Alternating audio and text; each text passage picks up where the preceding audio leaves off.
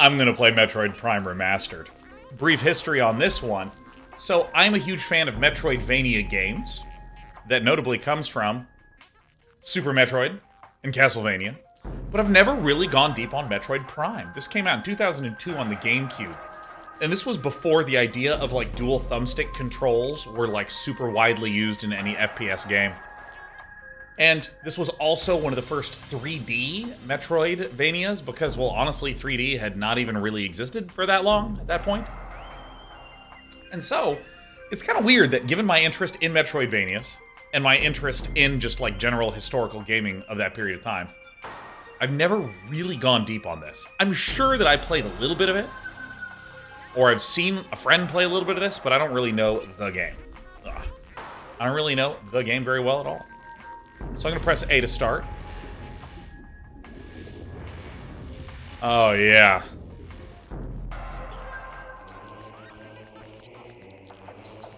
Oh, yeah. Extras? What's in here? Oh yeah, this is when games cared about having a really sweet menu. Concept gallery, biology.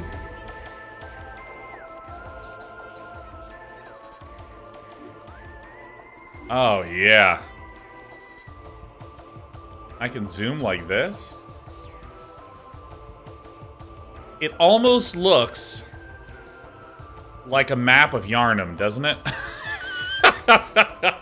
This is shockingly similar to the map of Yarnum. My god. Alright. Alright. We're backing out. Alright, so saving progress. Please don't do anything under any circumstance. Alright, now I know that there is standard control scheme using control sticks for movement and aiming.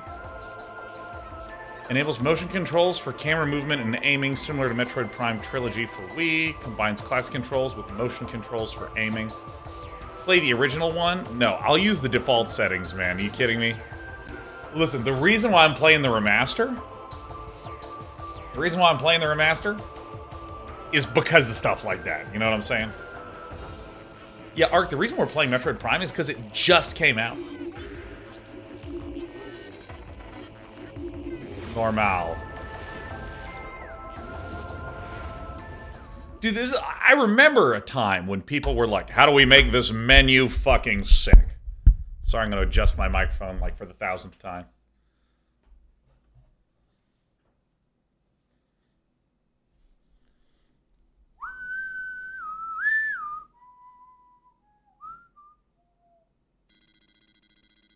Unidentified distress. Oh, bacon. Has been tracked to a derelict space vessel in orbit above Talon 4.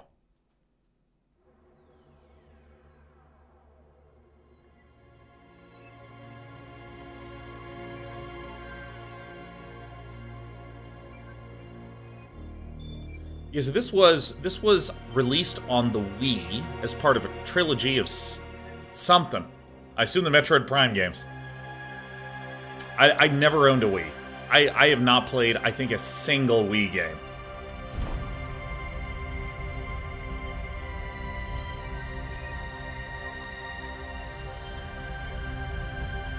D-Wall says, remember Warth? I do indeed. We outvoted Disguised Toast, huh?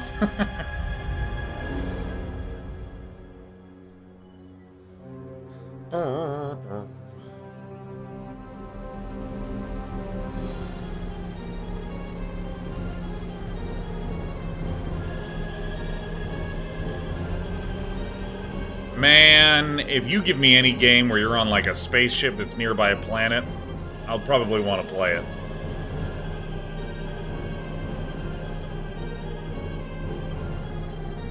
Oh. Got my little thruster proboscises. Alright, here I come. This is me. Man, they did a really good job updating the graphics without removing some of the qualities that 3D had at that time. Like, the entire idea of ultra blocky, like, you can really see the polygons that the game is working with. Like, this game, like, look at the suit. Like, right around the abdominal area. It's like just a really good balance. Alright. So, press ZL and hold to lock onto targets. Yeah. Yeah, this is something that's, like, really interesting, is that now we know that, like... So, way back when, and I'm hoping that there's no time limit in this game, way back when 3D and a first-person viewpoint was invented and started to be used, like, it was unclear how you were supposed to control this. So some games had up, down, left, right would be forward, and back would be up and down, and then rotate left and rotate right would be left and right. And like, there was other games where you would hold the mouse button to move forward, and then you would move the mouse around to cause it to look up and down. So like walking forward was the motion, and the direction of look was like where the mouse was. It was just ridiculous. It's so funny. And so lots of games had little things like this where you press this button to lock on, which gives more of the modern feel of like, you can, without needing a lock-on button, kind of lock onto something where I'm using the left analog stick to move left, and then I'm using the right analog stick to move in the opposite direction to stay tracking on this. This is so cool. All right.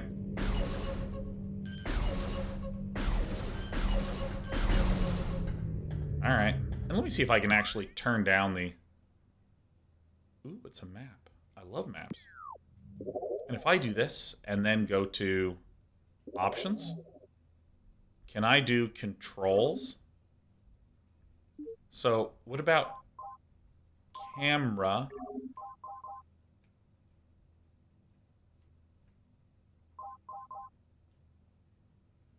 Oh, there it is. All right. So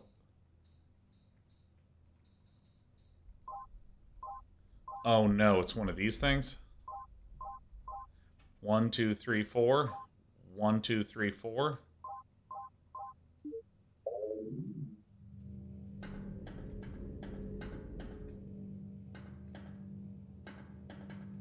I mean that's almost great. That's almost great. Dude, this is really rough. Options. The fact that there's, like, different X and Y sensitivities. So I think I want to do this more this way, and this is more this way. Alright, we're almost there.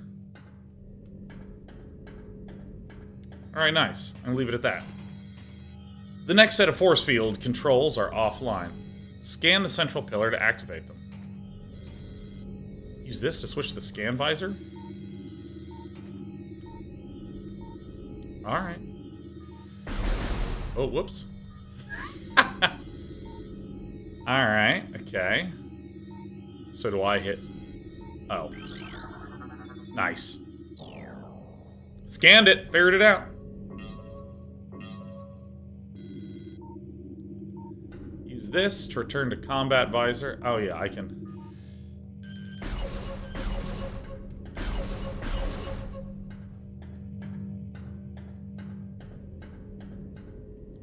Sensitivity's almost perfect.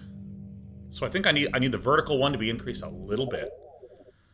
I need it to be... Let me tell you, this is the game right here, is adjusting the sensitivities of things. This is a little bit less sensitive, and this is like a little bit more sensitive. Yeah, great. Alright, cool. Alright, hello?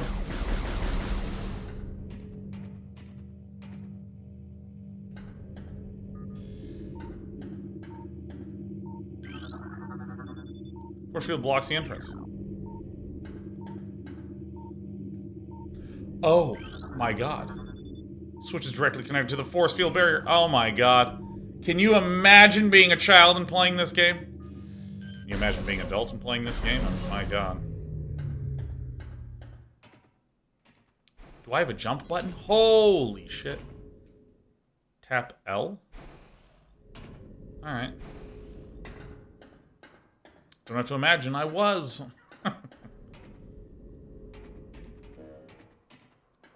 Yeah, you know, I think that their original numbers was actually right. Because, like, the way that the aiming works is... Can I set it back to the original? Oh, no. Alright.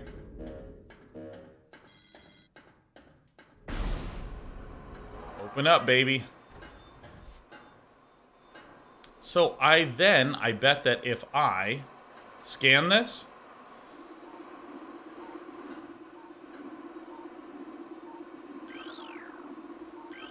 I need to hold the button, alright. Reactor core and propulsion, current status, environment normal. Alright, well everything seems fine here. Emergency evacuation area, environment unstable. Uh-oh. Bottom of options has a set to default. Dude, Abon 79 coming in downtown. We're about to beat the game. Huh.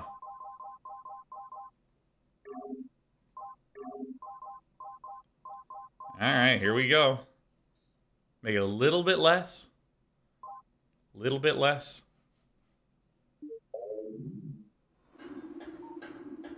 I mean, it doesn't really matter because you can just lock onto things so easily. Entrance to airlock. Alright. Oh, sick. And I will say, this is the sort of thing that I love in a game. When it just lets you airlock repressurization successful. Hell yeah. Entrance to deck alpha access hall. I love this. I love when games were just about, like, you'd start playing and there was no dramatic cutscene, there was no elaborate storytelling setup. You're just in the game.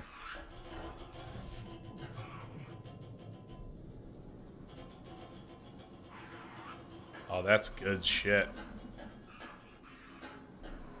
I love when I start playing a game and I'm just playing the game. It's cold there.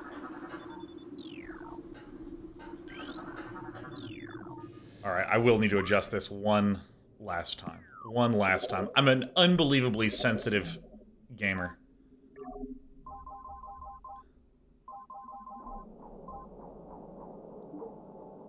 Alright, yeah, I guess.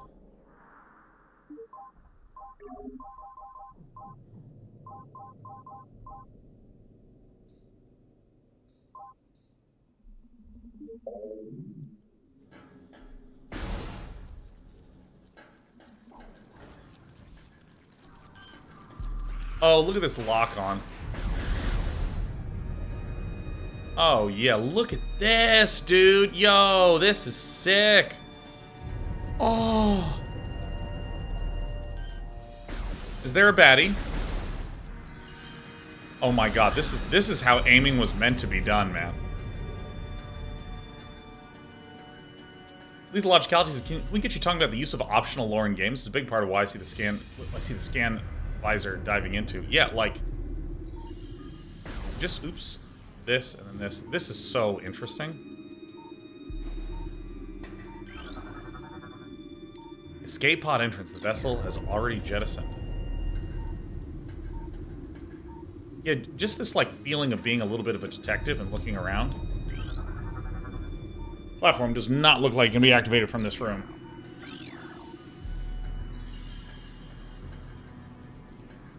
Yeah, okay, so here's the thing. I might be the worst streamer of all time. I think that, like, for the purpose of gameplay, I want the sensitivity higher. But for the purpose of being me, a person who's incredibly sensitive to quick turns, I'm gonna turn this way down. It might literally be the end of my career is getting the sensitivity of this game right. Chong Li Win says day 9. Slow runner. Yeah, that's right. You are right. What is this? A new research entry has been downloaded into your logbook.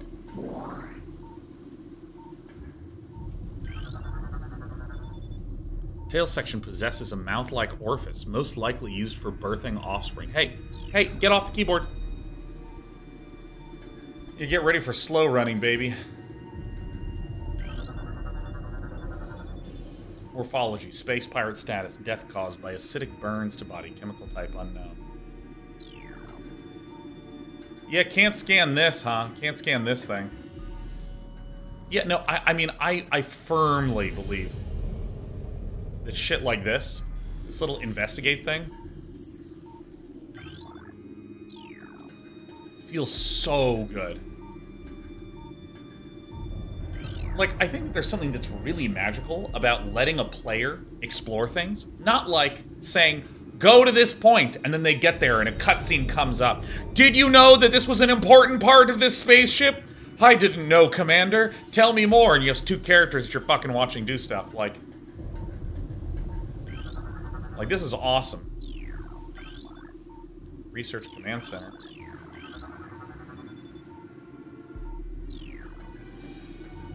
Can I scan anything else on this giant bastard? Oh, yeah.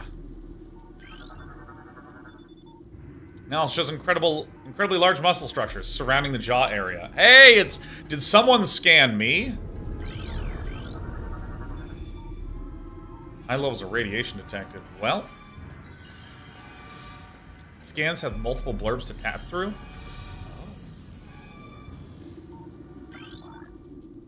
Oh, fluid sacs containing acid are also detected. Oh, motherfucker. By the way, back seatings like that are allowed. Small clarifications on things that are, like, very functional. Like, oh, that gun has a second fire mode. Like, that's fine.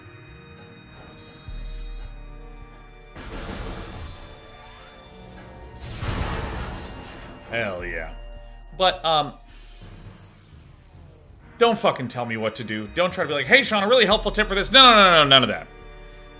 You are only allowed to clarify something that I have just done.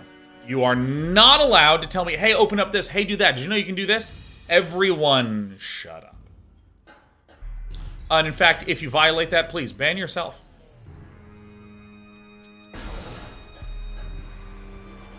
Bugs. Alt SF6 is how come you can tell me what to do with a little pouty happy face. I know, I apologize. And look at this 3D map, dude.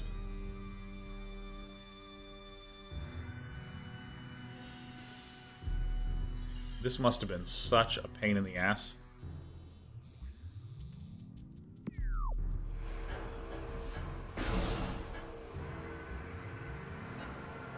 Can I crouch?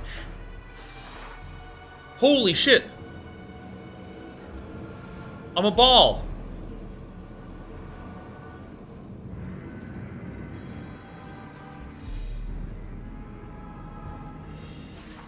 What the fuck? Holy shit.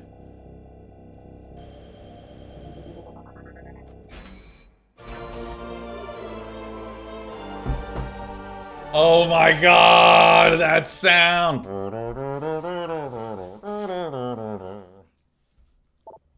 Press that.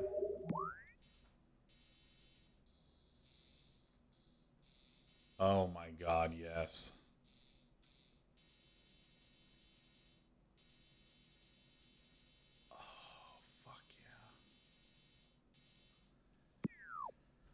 Oh my god. The real downside I'm having is that I'm getting so much motion sickness. This is why I'm like a 2D gamer, man.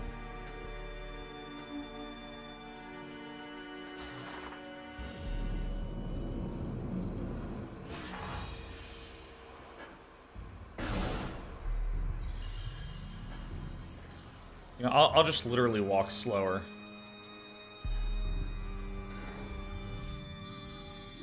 Scan visor. Access to deck beta approved. Please step into the hologram. Okay. Step into the hologram to activate the elevator. Activate the loading screen. Platform active.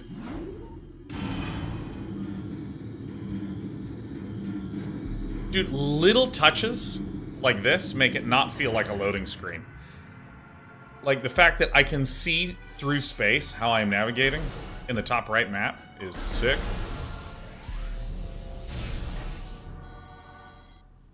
Use a morph ball to get through small areas.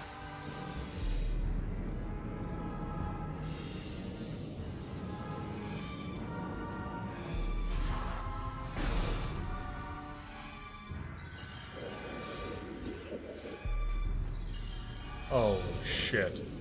See, things like this, this is one of the reasons why I love sci-fi as a setting, specifically in games. Oh, hi.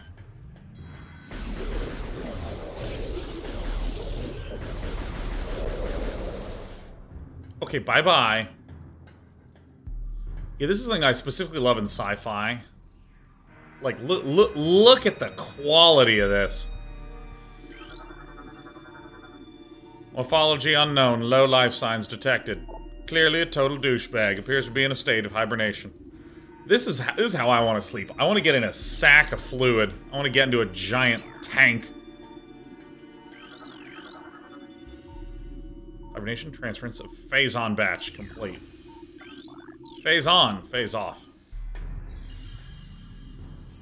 That's liquid melatonin. Oh yeah, so this said it was a research log. So is it down here? Secondary items. Logbook.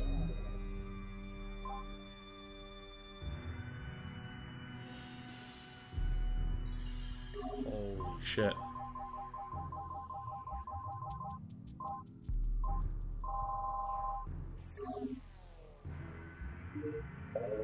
Damn. This is the game right here, man. Ah, yes. 99.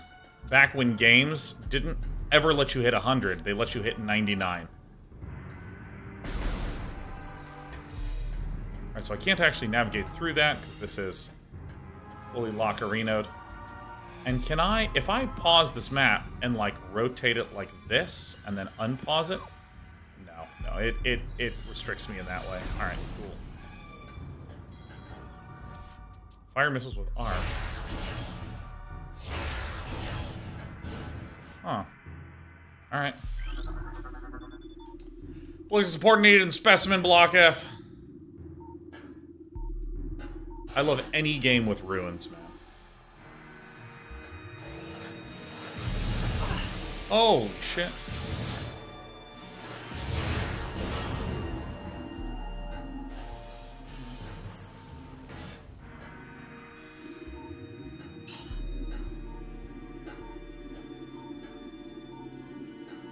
What's this? Recording to logbook. New research has been downloaded into your logbook. Oh, dude, I wanna... Oh, did I get more missiles? I did.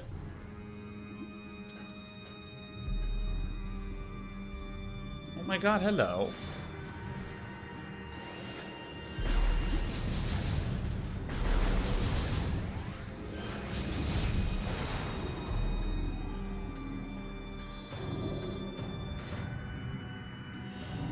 Gather data in this area. I mean, this is so good. And I really love things like this, these in-world indicators of information. Diegetic. Diegetic is the word. Diegetic is the word. If you ever want to sound smart in front of your friends who play games, say diegetic, and they'll go, what does diegetic mean? Diegetic means when in the world, the thing is happening. So, for instance, this music that I'm hearing right now is non-diegetic music. The player is hearing it, but Samus is not hearing it. If Samus went into a cafe that was playing music, that music would be diegetic because Samus and the player are both hearing it. And so this like thing right here, these types of like interface elements, this is a diegetic thing. The character can see that. It's represented in the world. And so examples of really successful diegesis would be like in Dead Space. Sorry, controller drift. In Dead Space, your character's health was represented on the back of the character as part of their suit. So you could like see it. Whereas this HUD is... I would describe the HUD as still kind of mostly non-diegetic. It's a little... It's a little on the fence. It's a little on the fence. It doesn't matter. Asda means it's not controller drift, by the way. Samus just naturally looks around a bit. Well, this controller that I am holding does have drift, but as right now you're pointing out, I was wrong. So technically this HUD is inside of the helmet of Samus, so it would be considered a diegetic HUD, but it's questionable. you know, it's technically diegetic, even though it's not really about being in the world. It's about an excuse for them to do it, but either way, like this would be a diegetic element right here. Scan. Pro Controller is an epic upgrade for the Switch. Yeah, I have it, Bubba's. Somewhere. Somewhere around here. You want me to step into the hologram? I'm not fucking doing that. Bioform pain tolerance levels at 13% and holding. Ah, that's me. I only have a 13% pain tolerance. I'm a quitter, guys. Infusion analysis. Alright, lots of infusion analysis. So they're pumping this guy full of pain, huh? Morphology, plasmite, native of Talon 4. Ultranaxi says, if you could go back to 2010 with all the knowledge you have now, or all the money you have now, what would you choose? I'd stay in 2023, man. I like 2023. 2023 is fucking awesome.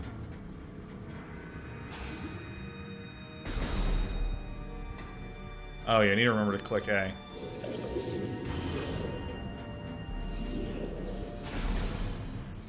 What in the hell just happened? Hello. Oh, I see. Oh! Oh! It's the last place I looked, oh my god. Down to 86, back to 96. Dude, and I can actually dodge these projectiles. Well, I should say the game permits me to dodge projectiles. Whether I will or not is another question.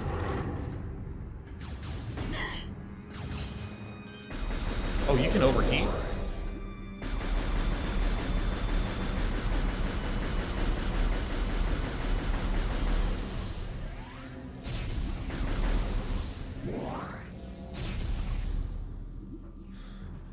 Yeah, dude, like, because I'm not, I don't want to go back to 2020, or I don't want to go back to 2010, man. I, like, don't want to do that. See, I get so interested in environments like this. What's going on with this thing here? This is a mutagen tank. Was it notable? Uh-uh.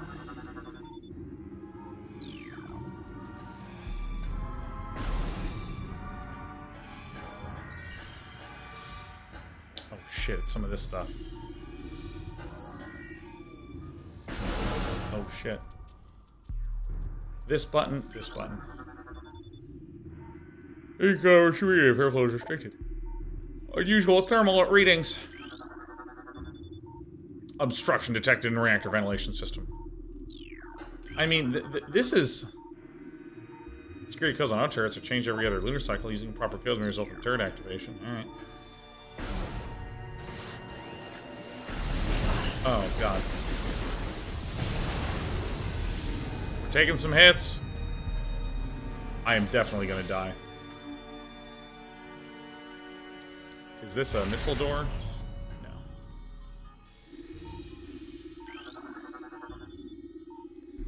Please step into the hologram.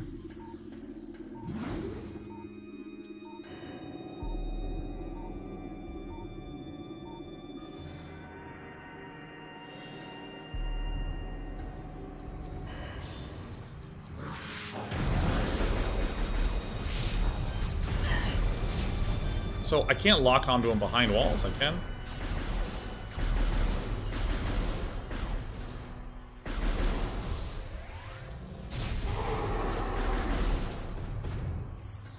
Alright, yep, we always cheese.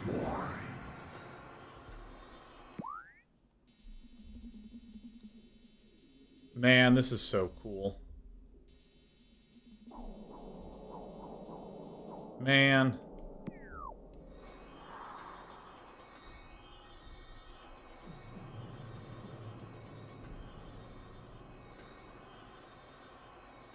See it now. Alright. Door lock enabled. Please insert metallic sphere to open door. Wow. Wow, this space station was made for me.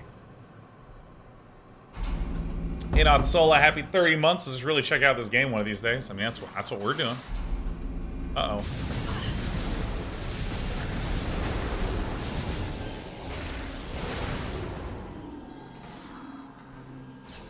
Charge beam can be used to draw in pickups? Oh, shit. How do we...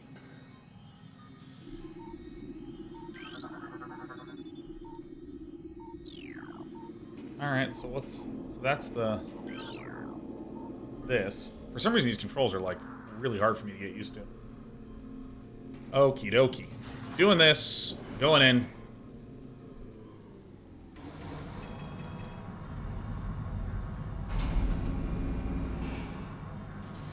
So, if I understand this correctly, if I use my charge beam, this will also slurp in things for me? Alright. I'm many hours in and still mess up the controls. They are not the best. Dude. I'm having control nostalgia. Control nostalgia is that, like...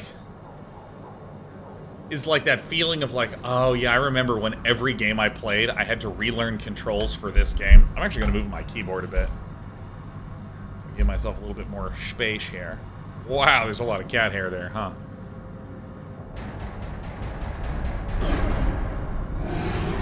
Uh-oh, uh-oh. First death? First death? Are we ready for this? Oh my god, let's set his pain tolerance to 14.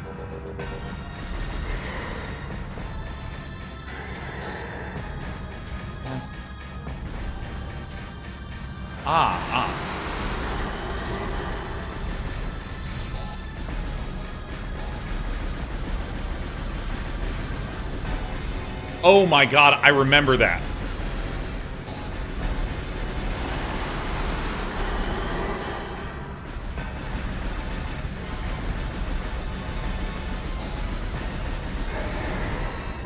Scan the enemy to find its fucking weak spots? Are you serious?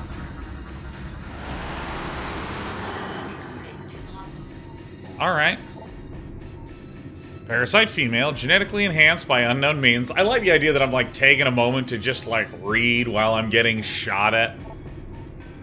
Creature's mouth user auto-targeting to acquire this new target. Scans indicate the presence of a potent mutagen. Origins unknown. Creature exhibits the ability to fire weapon-grade blasts of energy from its mouth. A trait not present in most of my friends. Here's Pirates have begun a bioengineering program with considerable results. Alright, so I hit this.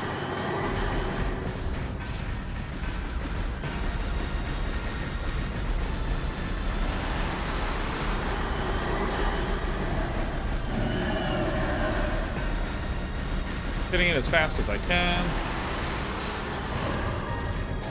I did it! Woo! Alright. Bioengineering space pirates? I know, Spite Sweet, I know. But Reiterson, happy 137 months in a row, Reiterson. Wow, that was a good game. We did it. We beat Metroid Prime. Immediately. Evacuate immediately. Evacuate immediately. Oh shit, it's showing me that time.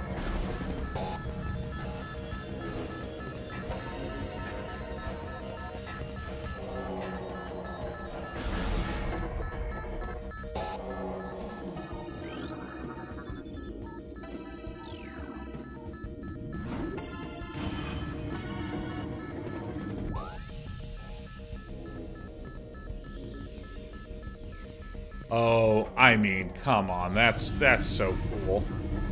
I mean, that's so cool. Sean, what part of immediately is unclear? No, I'm gonna bite. I'm gonna answer this one. I'll bite, Zamru. Auto turret disabled. In games, there is a conceit that I feel like we've all gotten a little too used to. And that conceit is this. You are the hero that's going to save the world. And it is urgent that you take care of this task right away. The world needs you. There's 40 side quests you can do if you want to. And, like, if you just kind of want to fuck around and grind levels, like, you're allowed to do that. It's, like, totally fine. Commander, you need to evacuate immediately. The system is unstable. Now, we do have a codex with 100 entries, and there's still 3 missing in this area. I want to poke around a little bit. Like, anytime any game says, Quickly, Commander, quickly. You need to do XYZ thing. I'm like, do I? Do I? So the fact that this game, like, puts a timer on the screen. I mean, and like 7 minutes is that's a pretty long time.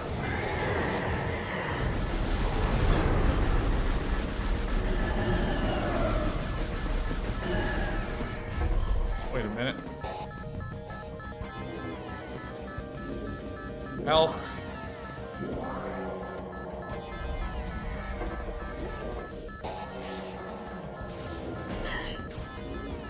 Where?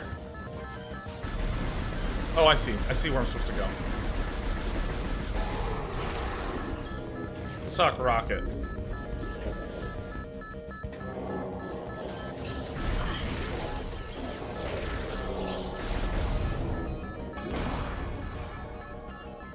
Oh my god, this is the most GameCube-y stuff. This is so good. This is this era right here, man.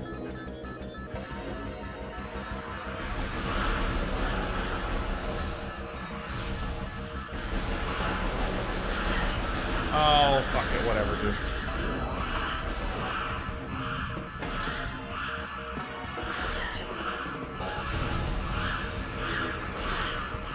Go, go, go!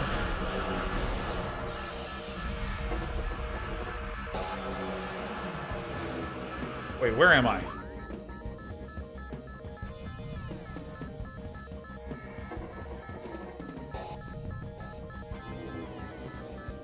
So I'm looking the wrong way. I need to look left. Got it. By the way, anyone who actually is answering my questions, get out of here. Don't tell me what to do.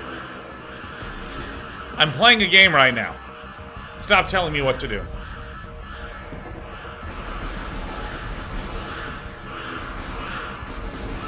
Give me this. Oh, shit. Where's my camera? What direction am I? There we go. Ugh.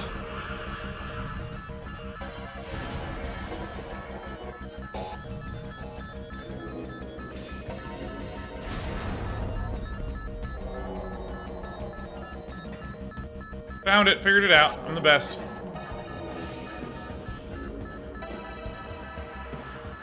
Run, run, run, run, run, run, run, run, run. Huff, huff, huff. Shoot! Zoink, boink.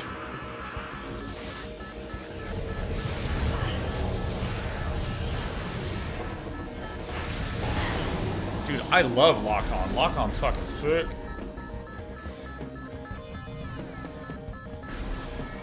Thought I shot you already.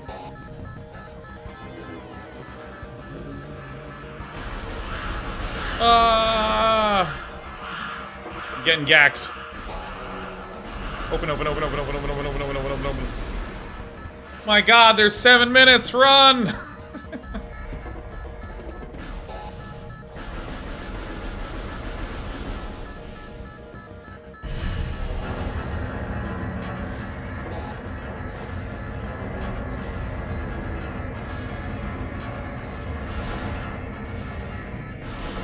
Eat your heart out, Elden Ring. This game had it first. Dude, this music and this beeping is really just the opposite of how much urgency I feel. What? I mean, I saw these on the intro screen.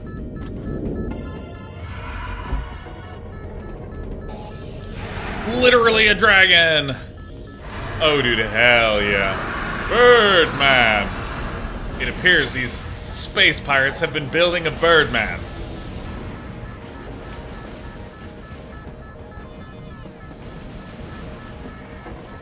Alright.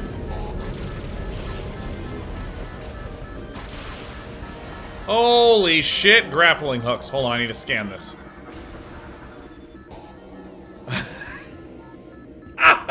Meta Ridley! Oh my god, Meta Ridley! Cerebral casing stable, exoskeleton seal holding. Begin umbilical retraction. Oh my god, Meta Ridley. Alright, well. I mean, that is the funniest thing I've ever heard. Meta Ridley. Hi, I'm Sean, and I'm feeling a little antisocial, so I'd like you to meet my replacement, Meta Sean.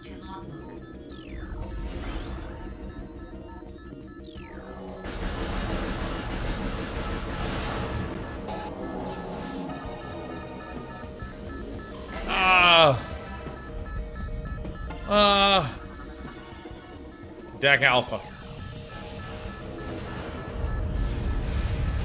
Does that mean there's off-meta Ridleys? That's so funny.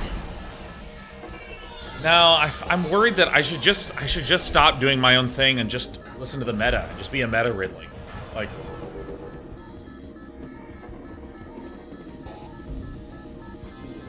Oh, shit.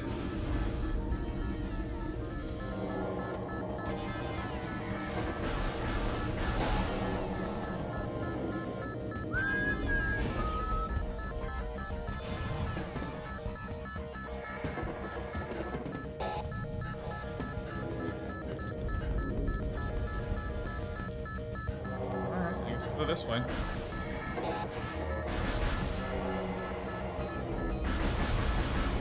You've got to go.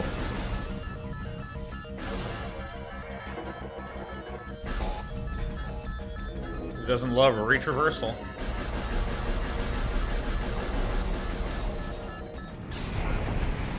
Holy shit, the timer was a lie. Mythological Galaxies, you know all these cool toys you had access to? Not anymore. Oh, Metroid. I mean, it is a trope that I think is rarely used. I mean, this is a trope that a lot of stories do. The trope of, welcome to Lord of the Rings. We're gonna have a prologue. There's gonna be a ton of crazy, epic, sweet battles between different civilizations that happen over, you know, tons of years, and there's great big battles, and now that 10 minutes has gone by, we're going to the Shire. We're gonna see some hobbits fuck around. Ground-based recon required. Begin landing sequence. Oh my god, my nose is so itchy right now. My cat was snugging on my face earlier on, and my nose is just tingly. Ugh. But yeah, like, this was something that a number of games did around this time. I mean, Castlevania Symphony of the Night did it. You start as Alucard with all the Alucard weapons and Alucard armor and Alucard things.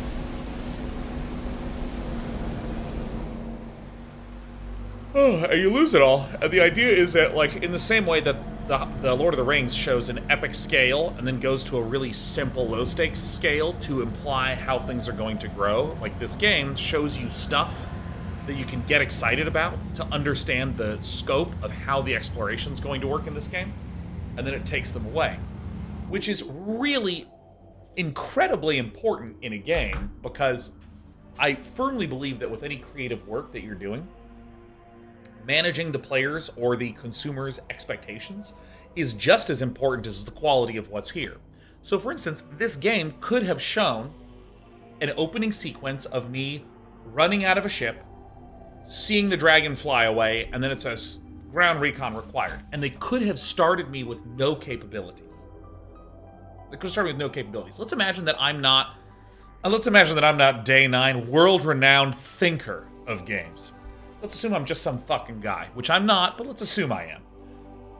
I might not know that Metroidvania games have improved traversal capabilities. I might not know that this game involves me retraversing through the same space. I might not know that in this game I'm going to have to try to understand how a giant interconnected complex can be navigated.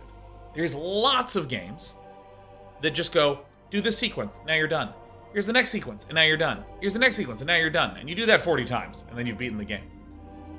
And so, in this area, let's imagine that there was a grappling hook. And let's imagine that I can now no longer use a grappling hook. If I'm unfamiliar with the genre and the conventions in it, I might look and go, what the fuck? I can't use that. What the hell? I can't seem to get there. Is something broken? Huh. And then you might go, well, that was weird, and then just forget about it, or ignore it, or think that the game is just not going to be that cool. Whereas if you do know the genre conventions, I would see those grappling hook areas and go, oh shit, I can't wait to get a grappling hook because then I can get past that area. And so, I think that what this game does that's already very clever is it has an opening sequence where it shows me using the grappling hook. It forces me to use the ball. It forces me to do a couple of things just as a way of linearly getting through the space, and now by taking it away from me, for some average Joe who's sitting down playing, they'll see the grappling hook things, they'll see these little areas that only a ball could get through, and rather than being confused or annoyed, they'll get excited. Oh my goodness. If I get the ball again, I can go through this area. I think that's really... Yeah? I think it's really interesting. The game has been saved. I'm on my ship. So, like, right away, I see this thing here.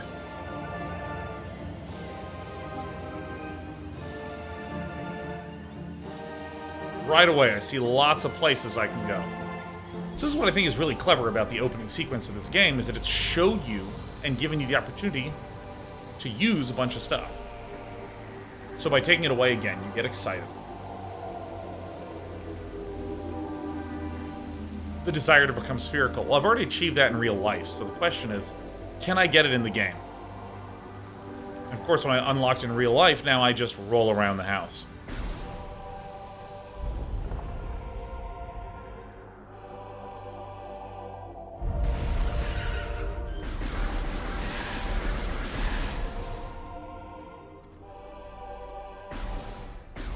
Dude, this game just, it doesn't fuck around. It just starts you off, and it's just like, yeah, go explore. Was this the only way that I could go?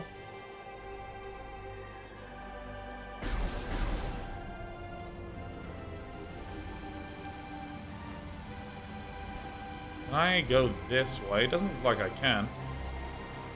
Can I go any of these other high-up ways? I mean, I assume not.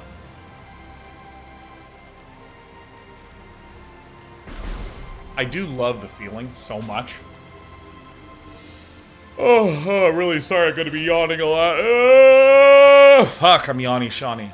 Yeah, I've been having I stayed up insanely late last night for no reason at all. Well, the reason is that I was watching Age of Empires 2. Ah, I shot the sack.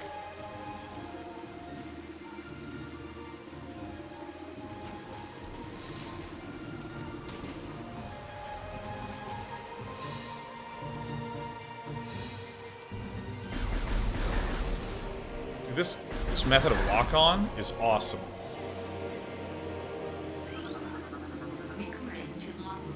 New creature in the logbook. Sapsack, chemical reaction with sack produces violent explosion when agitated because of its irresistible odor and sweet nectar.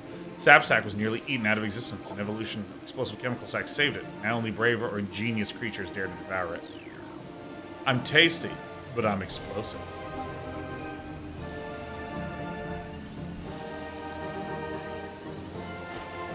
Oh.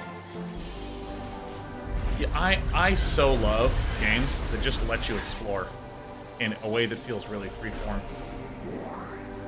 It's like, I can obviously go here, or I can like journey up here. I'm gonna journey up.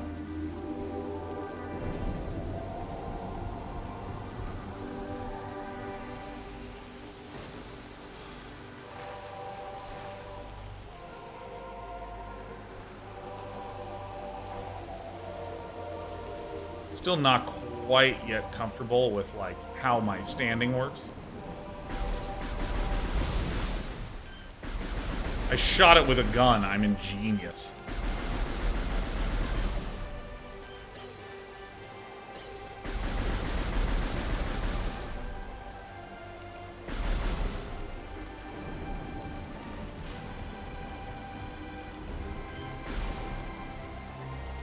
Alright, so you shoot it and it stops moving. Got it.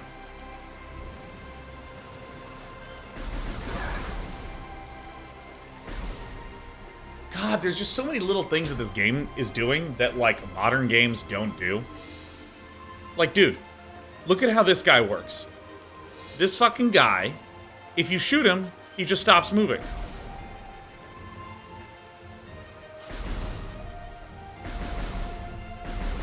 The game didn't pause and go, Commander, those spike trap beasts won't move if you shoot them, but they can't be destroyed by your weapon at this time. You know what I mean? What happens is I fuck around with it a little bit, I make a conclusion, then I keep going. Like, that's great.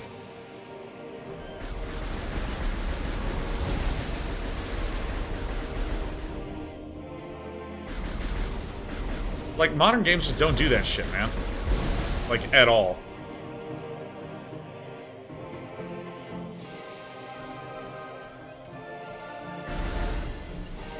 Yeah, see, like this? Great. And you know, it's a small thing, but it doesn't say door cannot be opened with that weapon. Need this specific weapon found here added to your logbook. Like, it's just like, oh, I can't open it with this weapon. It's enough to let me know that I need a different weapon to open it. And then that's it. And then I have to figure it out.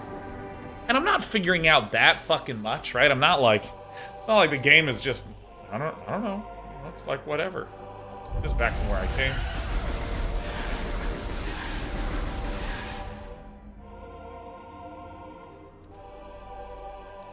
Coffee House, speaking of exploration, I'm playing through Elden Ring for maybe the 4th time, and I'm still finding little hidden things.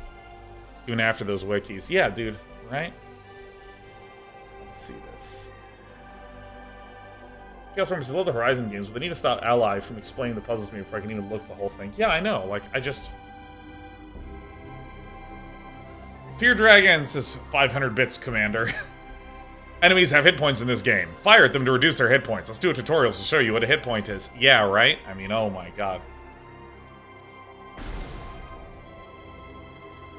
Yeah, I think there's something that feels really great about just letting me figure out a little bit.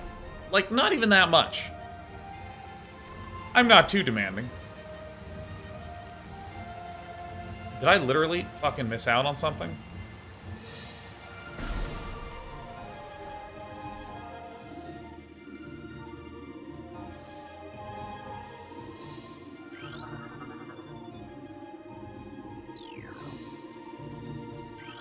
So this is the funny thing, is that, like, I'm gonna finish this point in just a second, but let me just come back here.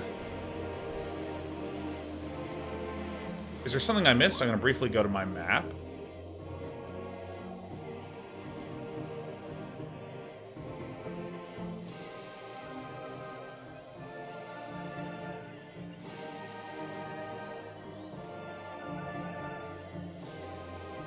I did go the wrong way, huh? What the fuck? Holy shit. Okay, so let me exit. Yeah, this is the way that I wanted to go. Oh, I see. Enemies just respawn in areas.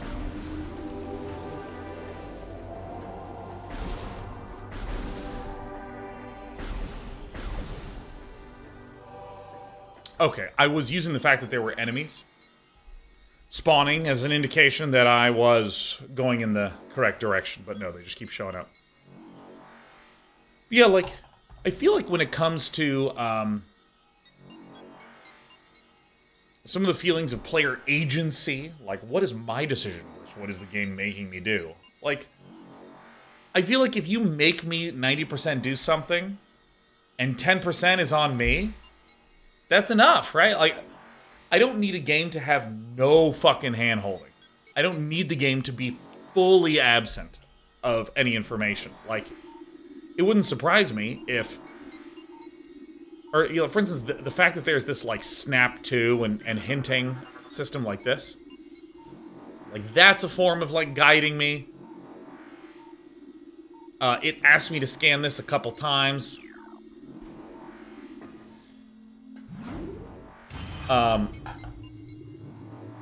You know, there's clearly doors labeled on the map giving me a hint of where, or giving me a strong indication of where I can go.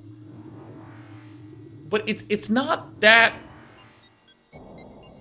Yeah, it's not that it's explaining nothing, but the fact that I look at my map and I'm like, ooh, I want to evaluate where to go. Okay, here's the only place to go. And I'm gonna step into here. Whoa, what's this?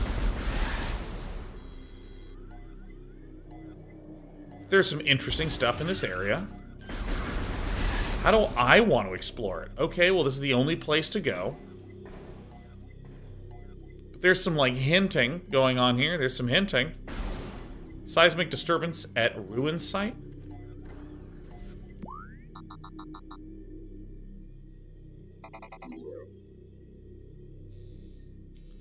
Yeah, so this is it's telling me where I need to wind up, but it's not showing me exactly where I'm supposed to go.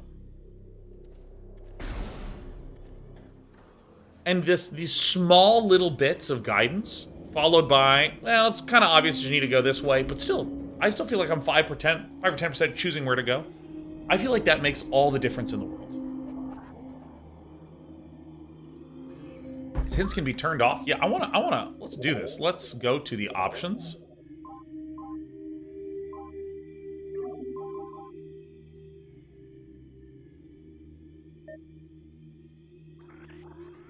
Right, yeah, let's turn this off.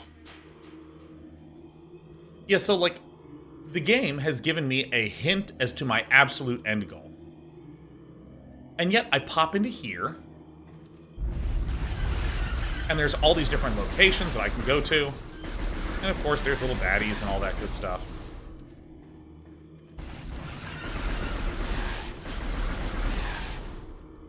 But the fact that I could go this way, but you know what? I'm not going to go that way. I'm going to go this way.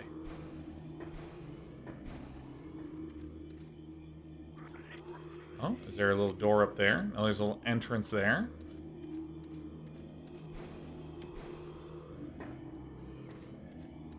Alright, this might even be the only door I can go to. But let's imagine that there were 2 ways to go. Or that I had to look a little bit and then I would find this door. Like, that's enough. That's enough.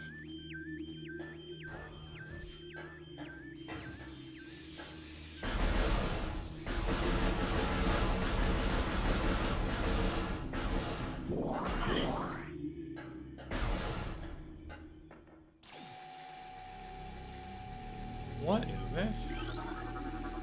What is this? New creature? It lives its entire life just laser blasting this? Oh my god, it's an ion. Let's see if I can turn it eye off, huh?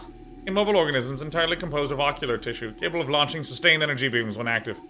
Ion is sensitive to light and will close shut if a bright flash ignites nearby. Dude, can you imagine the ability to see? And all you can look at is this fucking wall? Like, what if someone just put a painting there? Would that make your whole life?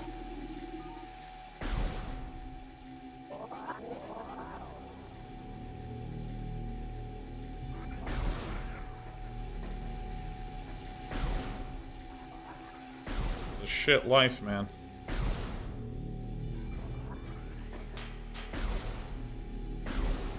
Ah, fuck it. Whoa. Yeah, no spoilers of any kind are allowed, including joke spoilers. And the reason we ban joke spoilers is, for one, what if one of you isn't funny? Like, that's a real risk. Like, what if what you think is a joke is one of those moments where we all go, huh, yeah, we give a sympathy laugh, right? That's the danger. But also, if I haven't played the game, I have no ability to delineate between a joke spoiler and a real spoiler.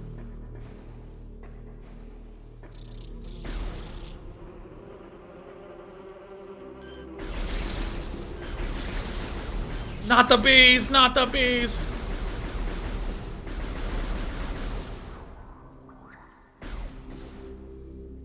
What's that? It's rockets. Dude, this game does so much fucking teasing. You wanna go here? You wanna go there? Yeah, see, this is a really good example. Where, like, there is a path this way. There is a path this way. It's not telling me where I need to go. I could go anywhere. I get to choose. I'm gonna go this way first.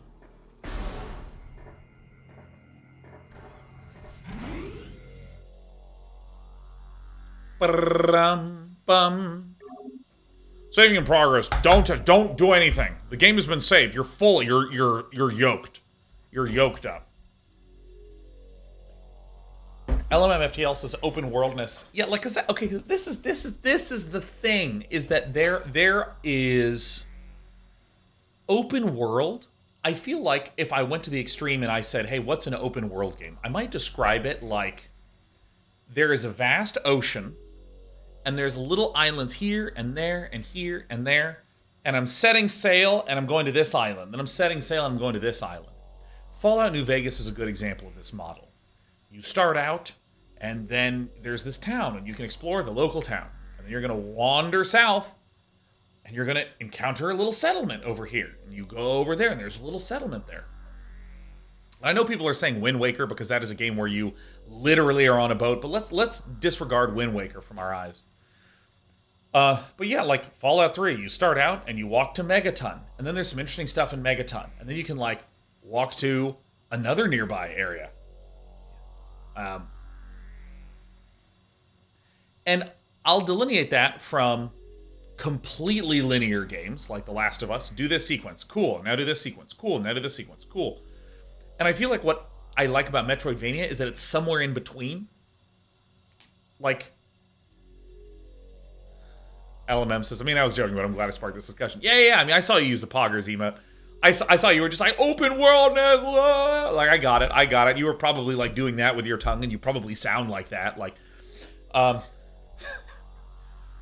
a lot of the issue that I take with the super linear games is I'm like, well, I don't feel like I'm doing anything except being dragged through an experience. Something I don't like about open world games is I feel like it says nothing matters, do whatever you want. And I kind of want it to matter. I want it to matter. And I like Metroidvania games because I feel like I am trying to figure out the whole thing. That feeling in an open world game of I went to an area and I've completed it. I've done all the quests in this area and I now move on. I feel like I'm getting the joy of checklists. At this town, I have 5 quests. I completed all 5. I went to another town. There's 6 quests. I completed all 6. I went to the next town. There's 2 quests. I completed both of them. And yada, yada, yada, yada, yada, yada, yada. Like, what I like about Metroidvania games is that they're all sort of connected together, and I'm trying to understand the whole. And at no point do I cross off things that are behind me. I'm often going to be back there at some point.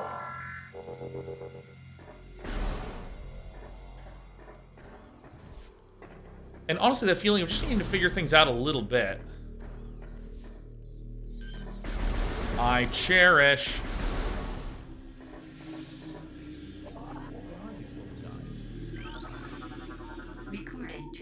New creature.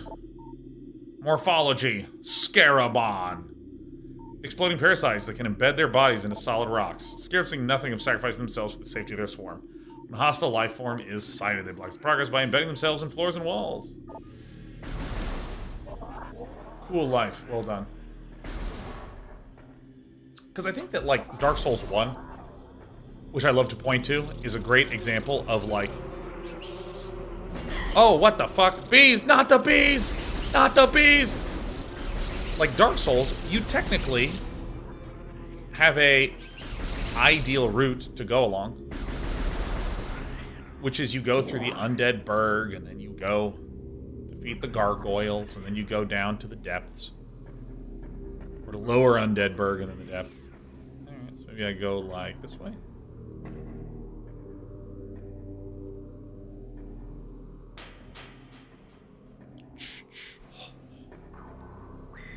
Like, it technically has that progression, but you can also do things like start off and go straight to the New Londo Ruins and into Blighttown. Like, you're allowed to do that.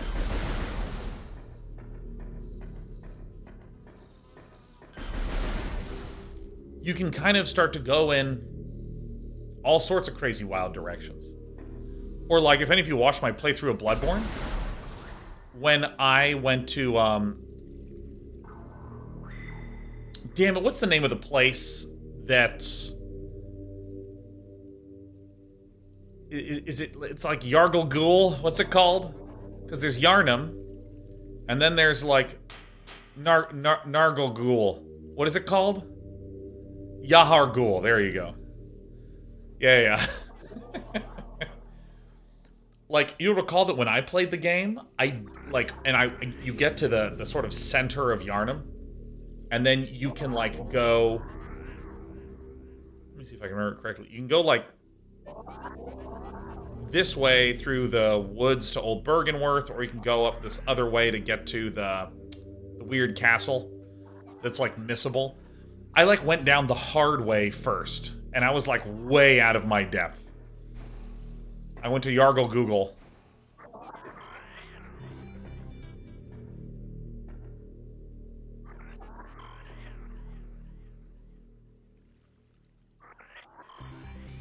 What?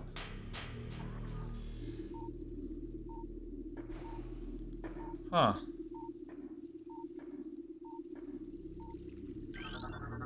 Recorded to logbook. What is this? Tangleweed? Tangleweed's life strength do anything to hinder larger life forms. Alright. Yeah, I just really love when games give you... Oh, motherfucking shit. I now understand what it was referring to. Listen to that.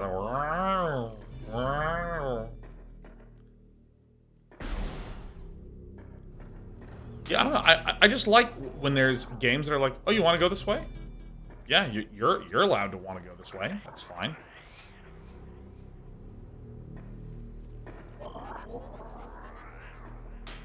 Shield Anvil, Metroidvania, or not, excuse me, Metroidvania. Hollow Knight is one of the best Metroidvania games of all time. Like, holy shit, it is so good. There's so many routes through that game.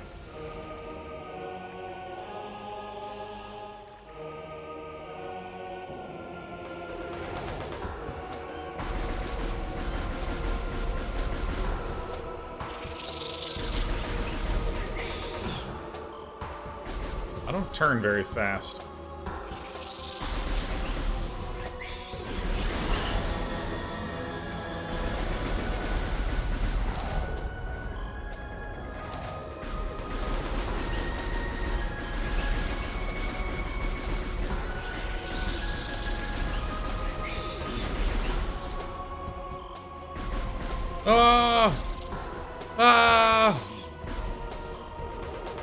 Well, not the bees!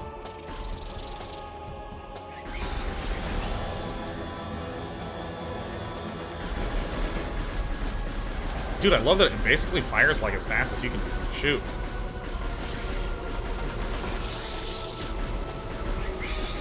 Ow, fuckers!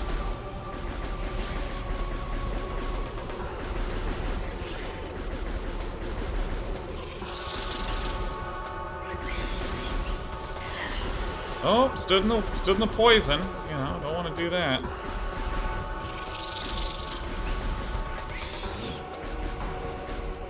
Ah! Dude, for dizziness' sake, I'm glad I still have the speed as low as I do on the turning. I get so dizzy so easily, man.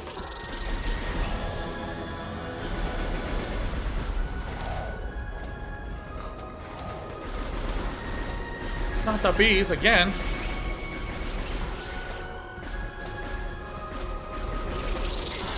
Oh, mother shit. Mother shit. Oh, shit. Oh my god. Still one of my favorite YouTube videos. That guy. This is a one-of-a-kind piece. There's no other one like this particular one in the world. And you can see the tracks go this way. Uh-oh. Dude, the bees.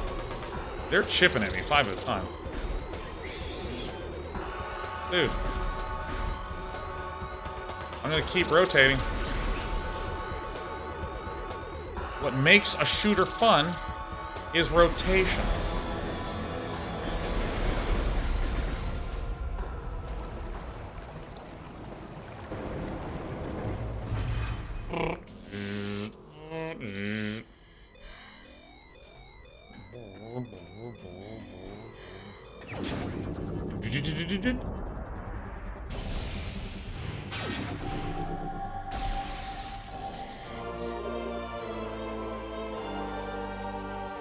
God, that is such an iconic sound. R to fire. ZR&A to switch back to beams.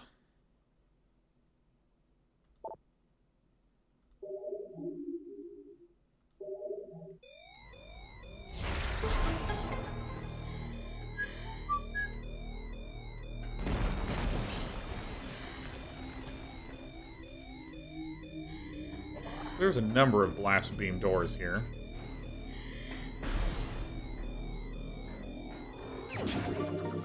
Energy tank!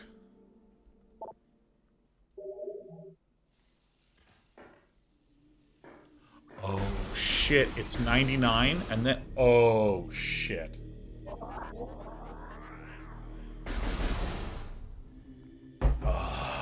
Excellent. Alright, where to now?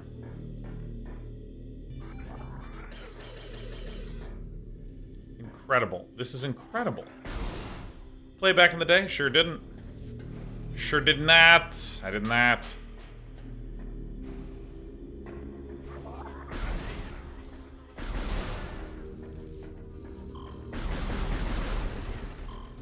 Don't care. Ow! Oh, I care so much. Fuck. Oh my god, where's this fucker?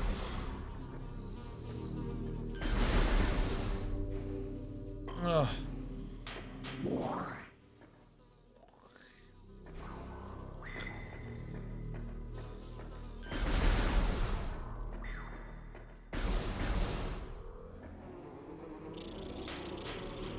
Oh yeah.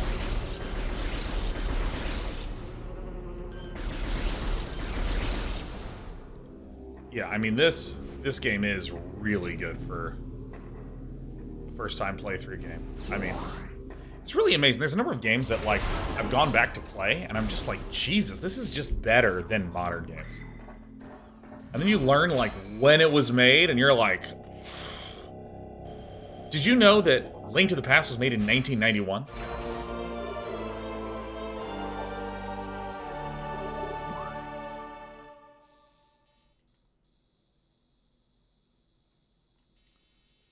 Oh, fuck yeah.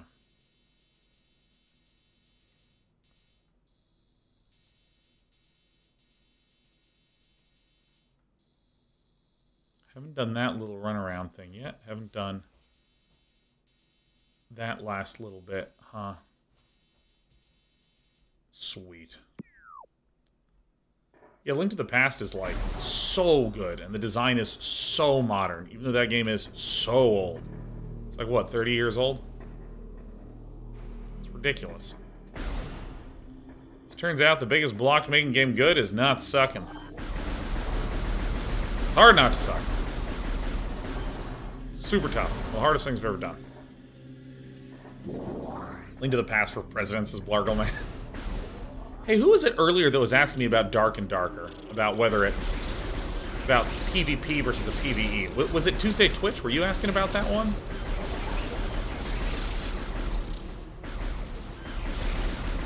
Is that right? Those fucking air rockets?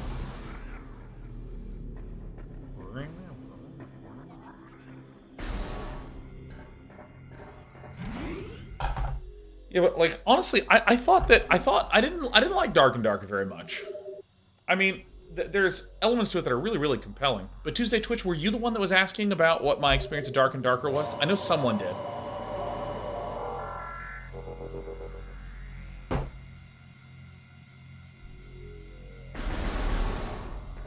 Alright, here we go. So I will go back this way. Is there fall damage? We're going to slowly research this as the game goes on.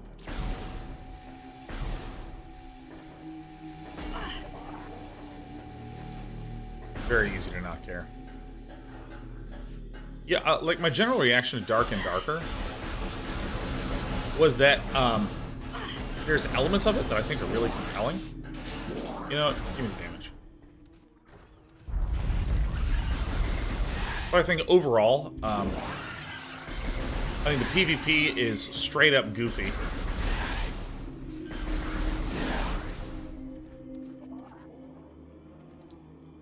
Yeah, the PvE felt kind of shallow, and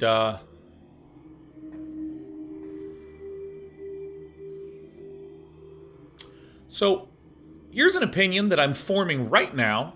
I'm going to say it first and determine if I agree with it second. So, I believe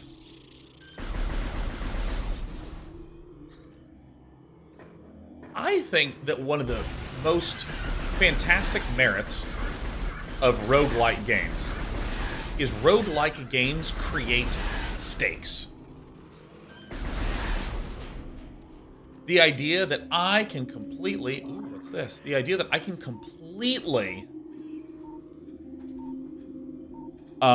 be ahead of everything and feel all-powerful, but if I make one mistake, I'm dead.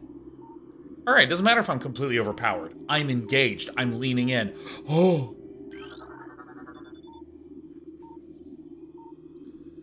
Passageway to shrine. Cool. Recorded to logbook. Blast shield. Analysis indicates you should fucking blast it. So I think the merit of roguelike games is that they show that you can have a system that's okay, but if you have really good stakes, suddenly the stakes, the fact that you can die and lose everything, makes all your decisions more meaningful. And suddenly you want to pay attention more. And suddenly these mechanics that may have seemed like only so-so, feel more rich and more meaningful because you have to pay attention to them, so that way you don't die.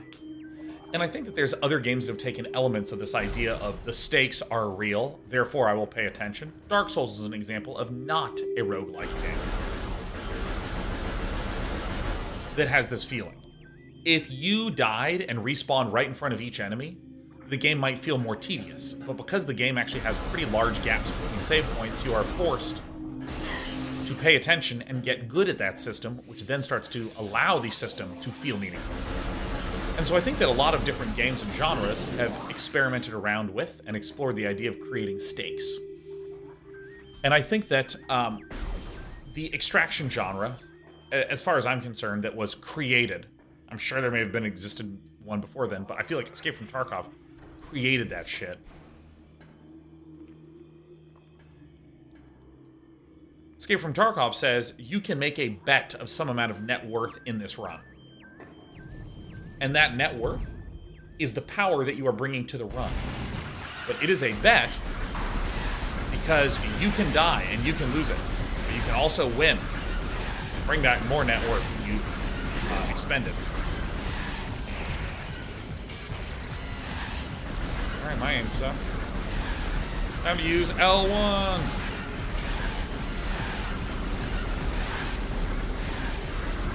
And like, I think Escape from Tarkov structurally is brilliant. I mean, many of you know I'm not that much of a shooter player, but I think structurally it's brilliant. If you took the same gameplay that was in Escape from Tarkov and you removed the stakes from it,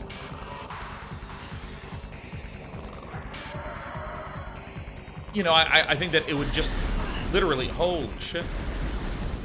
Oh yeah, so I need to do this. Or is this one of those? Yeah, I mean, I already see the weak point.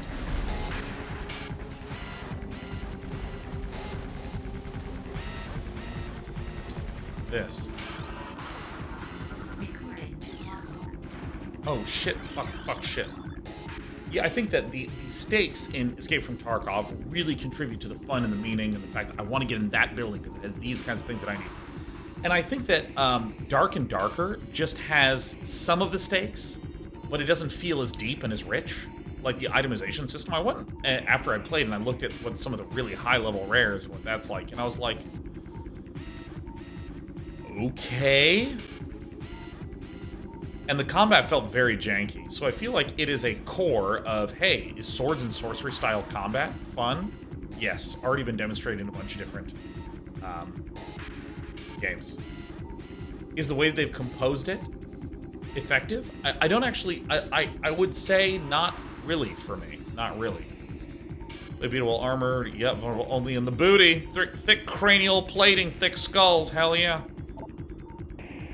Only surfacing when it detects vibrations.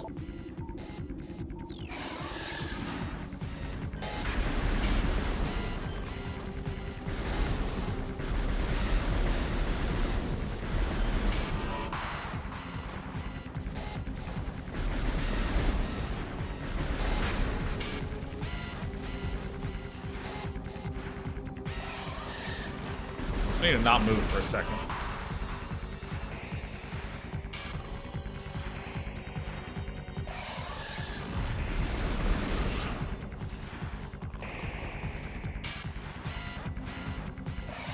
I think there's something to be said that the combat is janky in a way that's pretty funny and can lead to some real spikiness. Like, I remember when I played Knockout City.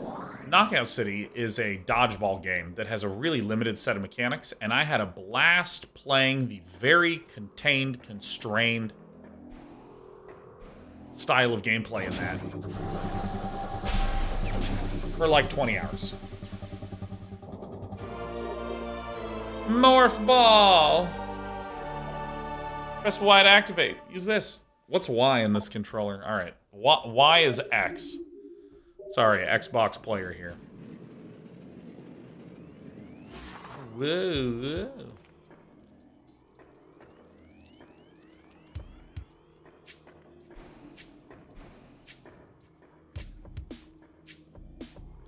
Oh, it's way up there.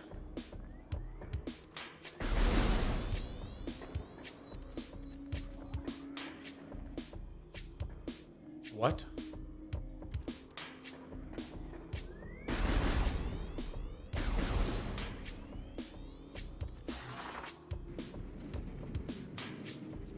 Oh, there it is. This is one thing that I actually quite like. This game didn't just tell you to go here. I actually had to spend a little bit of time looking, and then there you go. Okay, cool. I am curious about this little burrow hole. Is this scannable? Uh-huh.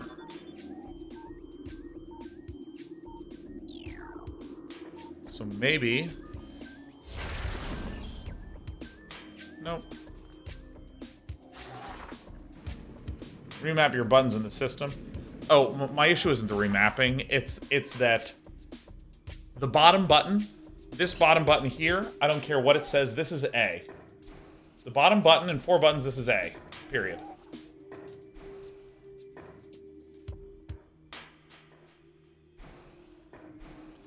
That's the way that it is. Also, again, no spoilers. I literally know how to play games.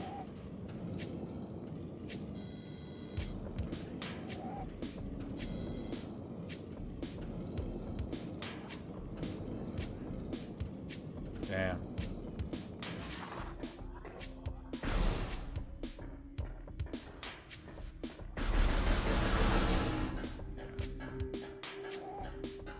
As the game spoils it. Oh, no, that's not the spoiler I was talking about. Well, first of all, if the game tells me to do something, that's not a spoiler, to be clear. Just in case you're like, oh, but the game does it. Why can't I do it? But someone was like, oh, yeah, to blast through sandstone, you need the morph ball. Oh, yeah, and that's just like a douche move. And the reason why it is a douche move is that all fun in games comes from anticipation. Fun in games comes from anticipation. Let's say it one more time for those in the back.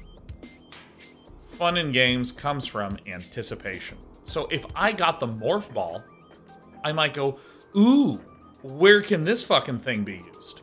Ooh, and I'd have a little moment where I'd be wondering. I'd be curious. I'd be wondering. I'd be curious. I'd be wondering. And then I'd work my way over there and be like, is this the... Oh, holy shit, it is. That's so fucking sick.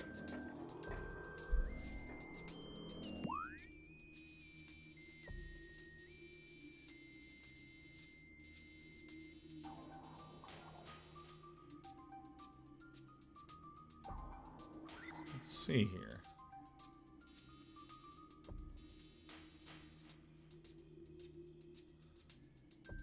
All right, I think I know where I need to go. See, like, here's an example of anticipation. I remember that right here, there's a little entrance that I couldn't get through. Is this the way to go? I think it might be. That would be really sweet if it was. So now, I'm going to go this way.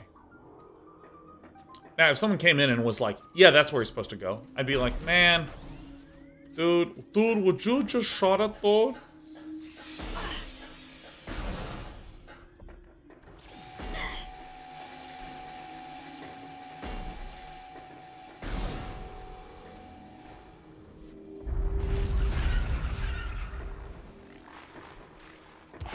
Not the bees.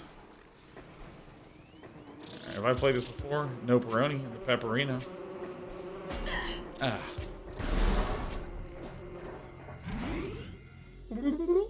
Yeah.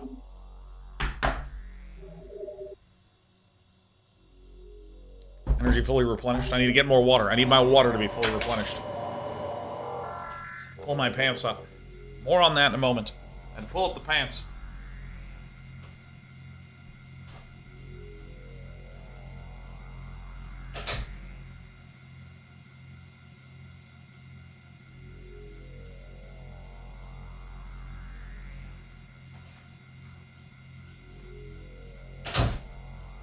Ugh. Hey, Mossy, good to see you. Mossy, whom I met, I think the first stream that you were ever here, Mossy, was Link's Awakening, I want to say.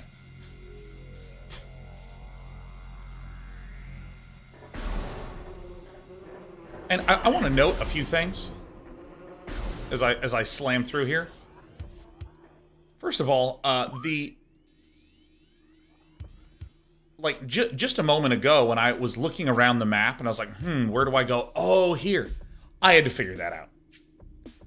Now, by process of elimination, this is the only fucking place to go. Like, by process of elimination, this is the only place to go. But it felt so good to figure it out myself. And one of the things that's nice about these kinds of save spots is that I also feel like I'm making a decision. I'm making a decision. I'm going to go to the save points first and then go this way. And sometimes this will cause me to change my route, as it has when I... Some of you may have seen in my stream of Castlevania Symphony of the Night. Although I honestly was pretty reckless when I played that game.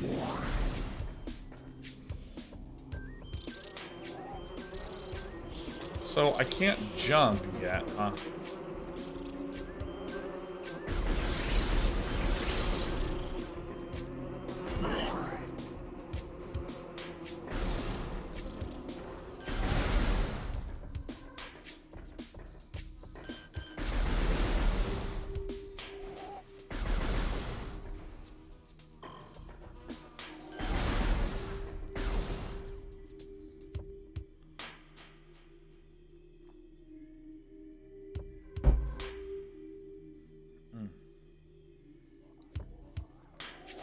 Okay, Control, I actually think Control made a mistake by creating that map.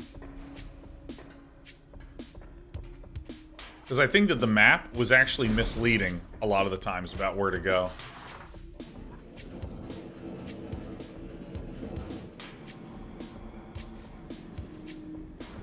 Can I see the map here?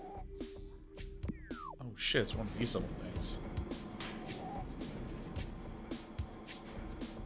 Oh, because I can't jump. Of course, of course.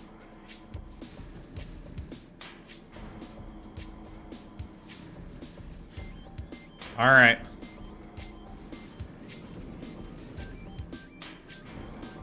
I wonder what these blocks are about. Oh, shit, I can get squished.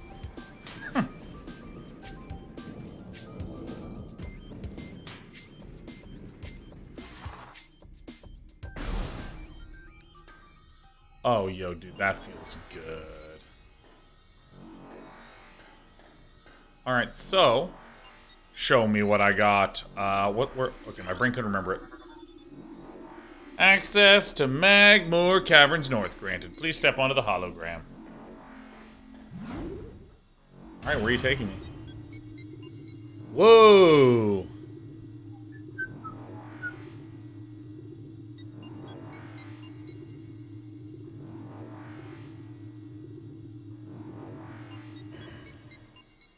"21 years old.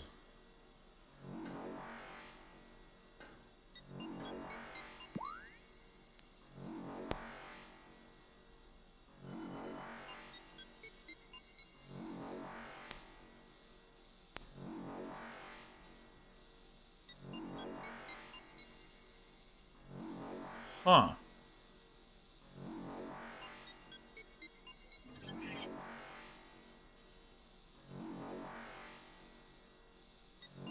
So if I do this, the elevator that I was just at is over here. Now that's to the Talon overworld. This is to... Then if I do world map...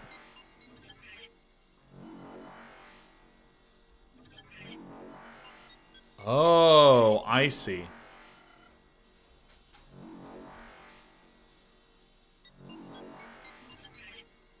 I'm actually... Oh, shit. This is fucking sweet. Okay, let me just open this up and take a peek.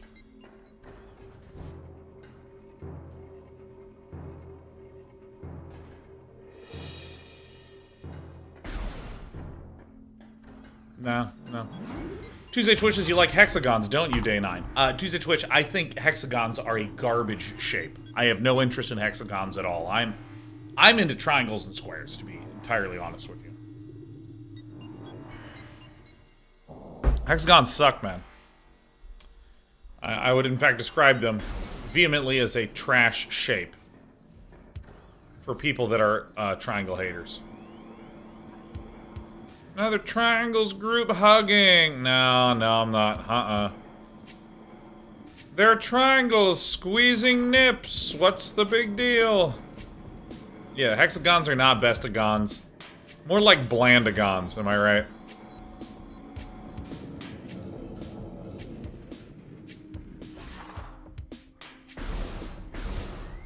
Ah, fuck.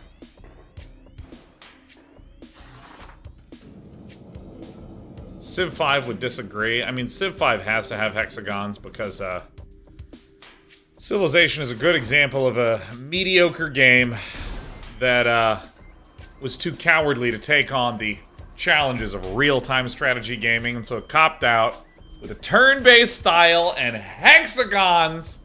Now, you might think that this is me trying to shit on Civilization. No, what this is me making up a lie so that I can shit on hexagons. It's really the hatred of hexagons that I'm trying to imbue in each and all of you today. How dare you? Hold me back, hold me back. It's Shy 1-0. Oh shit, this is not the button. Appears to be the first of 3 locking mechanisms. Appears to be the second of 3 locking mechanisms. Lock is active, but its key slot is sealed by a weak metal grating. What about Here's Might and Magic? Oh, Here's Might and Magic is such a fucking good game. I'm so glad that the overworld uses a square-based tile grid. See?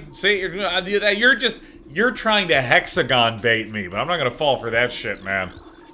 It smells like hexagons in here, man. Are you kidding me? I have such a finely tuned nose.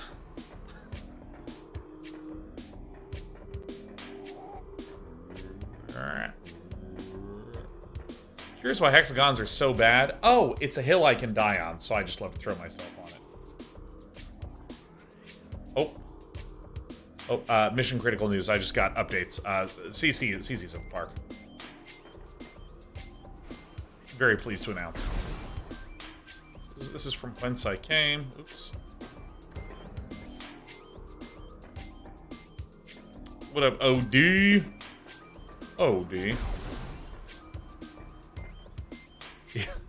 Yeah, no, if there's a hill I can die on about something that doesn't really matter, sometimes just for fun, if I'm like, you know, just having a day where not much is going on, I will just die on that hill. Yeah, like in our family, because our dog really likes going on walks and really likes going to the park, we're one of those families that has to spell that shit out now. Oh, I'm here. Okay, so...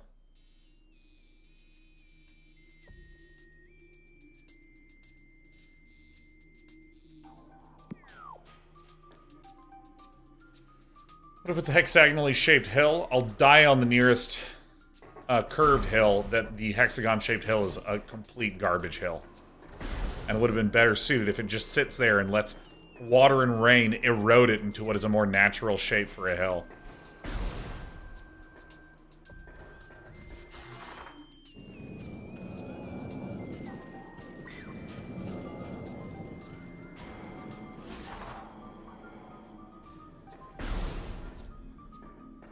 The game lets you... Good thing the game lets you shoot hexagons as much as you want. Best feature of the game, for sure.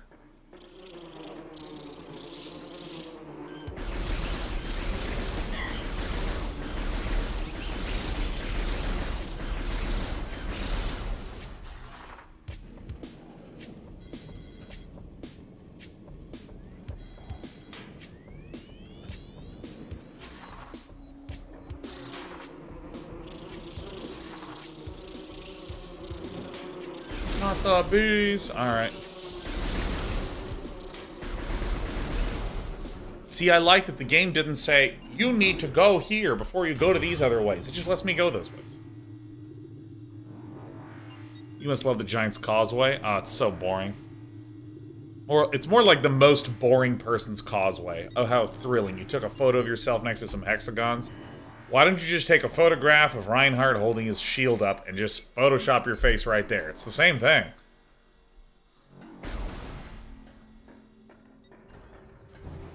Is there fall damage?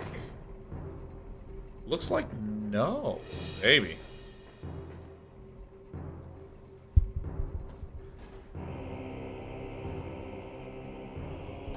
Alright, let me type. I must send this message. It is relating to the dog at the park based conversation we were having earlier.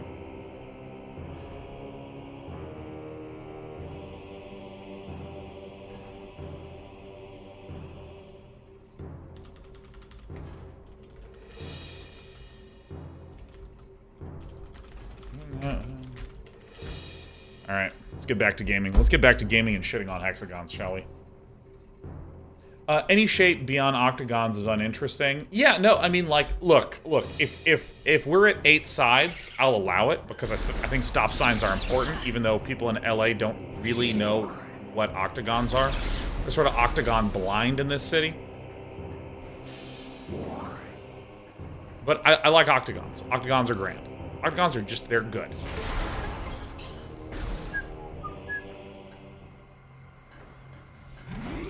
But, I will say, anything beyond 8, if we're talking like 2 dimensions, if you have more than 8 sides, you're just a shittier circle. Okay? You're just a worse circle, and that's all there is to it.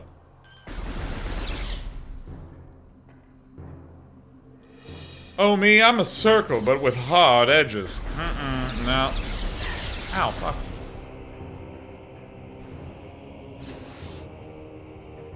What if it's a star? What do you mean? Fucking holy shit, get me the fuck out of here.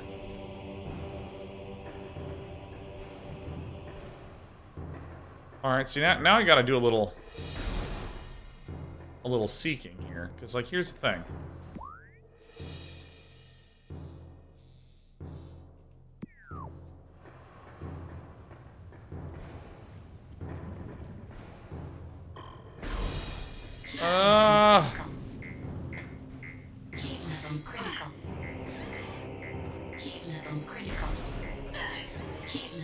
Oh, this whole fucking level's heat level critical.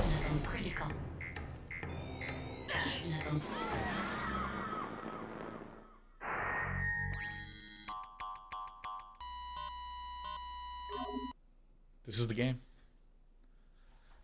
This is the game. And I like that. I like that this game wasn't like, Commander, we're not gonna let that door open until you have heat protection in there. Like, dude, it's so good. It kills me. It's like, danger, there's heat. And I'm like, I'm gonna go in there. And it goes like, danger, I'm killing you. And I'm like, what? Oh my god, well, guys, I've learned something. It is hot in here and you can't go in there. Like, that's fucking awesome. Games need to respect my ability to fuck up and learn from it. Oops, I dropped my controller. It's these helicopter parent game devs that are just like, oh no, but what if my baby gets too hot? Let me burn to death. Okay? Oh. Don't tell me where I need to go. I'm an adult, Mom. I'm 16.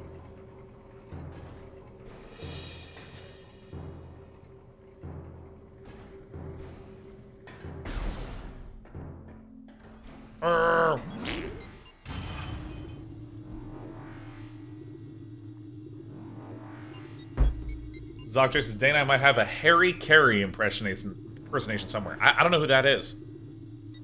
I think Harry Carey is someone that you just made up. And you know what? It's my favorite character I've seen all day.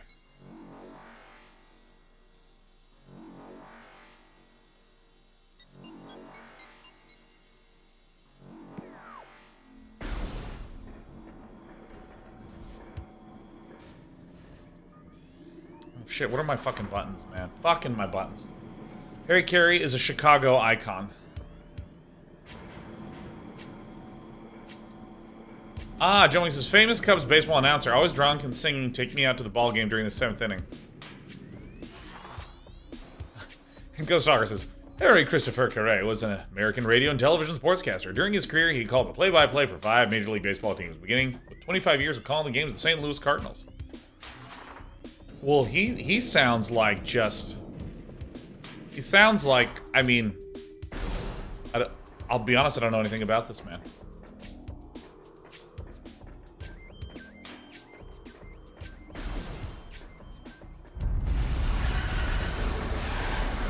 But if you think that I am him, if you like him, oh yeah, that's me. If you don't like him, then you're a jerk for suggesting it. The important thing that we walk away from knowing is that this is on you. Let me tell you, that guy sounds like a real hexagon if you ask me.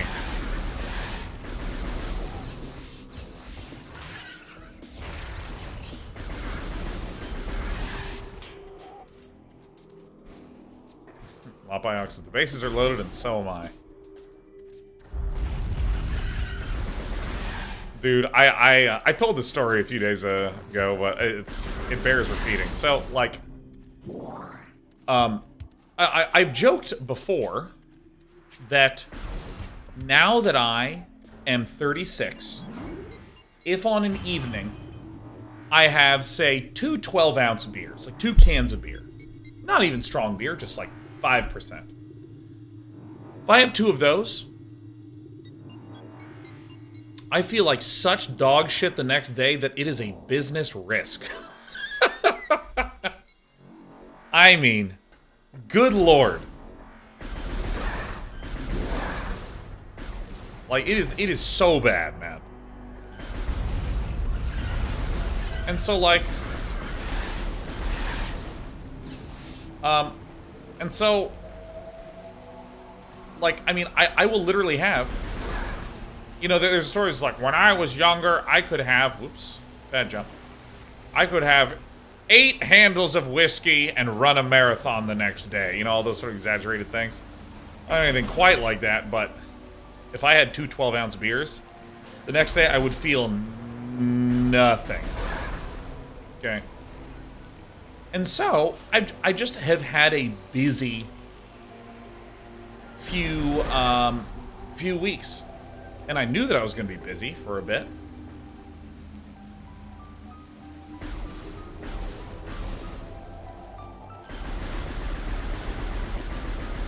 Open up.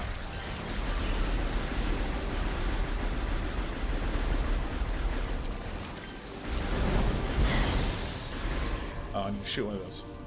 So it's like, alright, I'm having a busy few months. Shit. I'm just gonna stop drinking, you know, we have to move, and then when we move, I have to, like, get all my streaming shit set back up.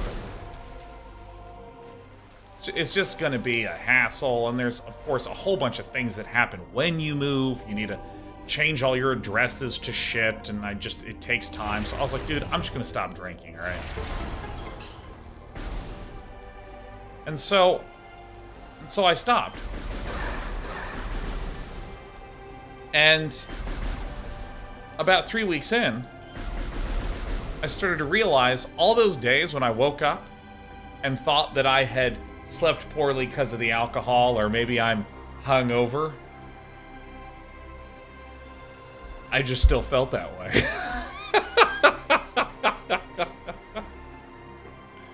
And I was like, oh my god, is it not that I'm, like, very sensitive to alcohol now? Perhaps I just am tired? Is that what's going on? And there's days where I've woken up and been like, oh my god, honey, I feel so hungover. She's like, oh my god, how much did you drink last night? I'm like, I haven't had a drink in a month. Oh, Jesus, let me just get to work. Like, so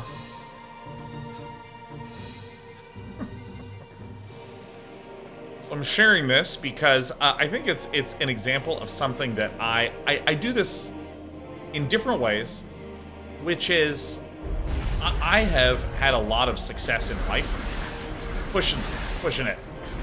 Go, go, go, Sean, just push it, yeah. Other people take breaks, not day 9. Where'd he go? Gotcha. Not me, I'm just gonna keep jamming ahead. So, like,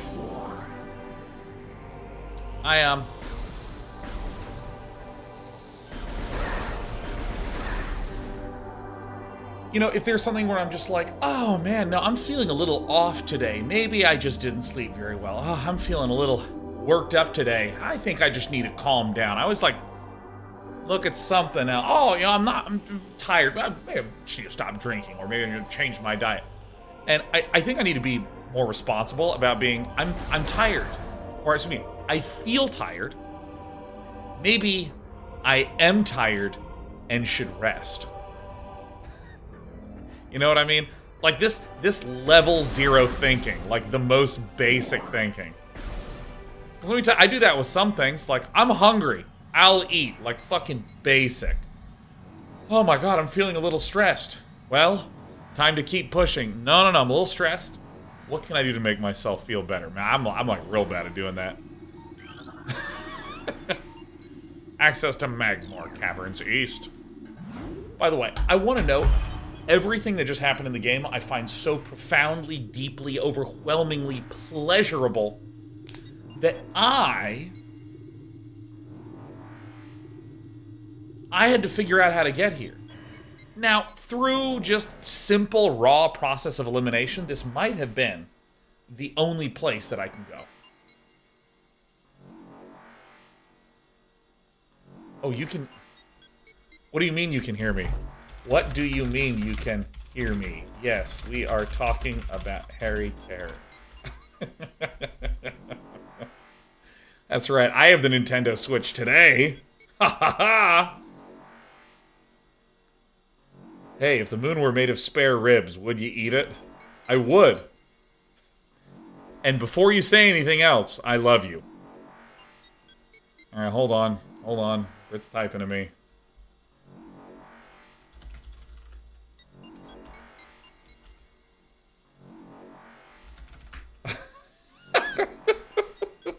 I'm sorry. No, I didn't know. I didn't know who Harry Carey is. You know, I didn't know. Is it Carey or is it Carey? I don't know. I'll talk, and then you'll type to me, and then I'll report to chat that's overhearing us. And I've done that Will Ferrell impression like a million times. It's perfect. It's pronounced like Carey. All right, that's great. This is great. Everyone's working together. Everyone's conspiring with me to have a good time. Seems fair enough. Okay, so I find it so pleasing that probably by process of elimination, it turns out that this is the only place that I could go. And I think this is something that Elden Ring does really well. A lot of the FromSoft games do this, where there's so many options. And then this one feels hard, or it feels like you can't go this way, so maybe I'll try this one. And secretly, it was the last place you could have gone. I'm getting the fuck out of here. Secretly, it's the last place you could have gone. Okay, shit. But it feels like I'm choosing to do it.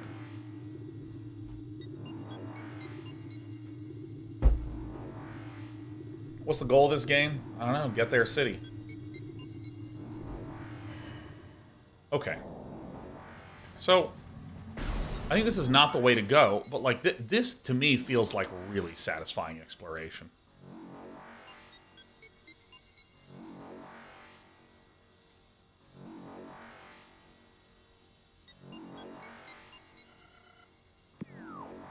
This is some really satisfying exploration.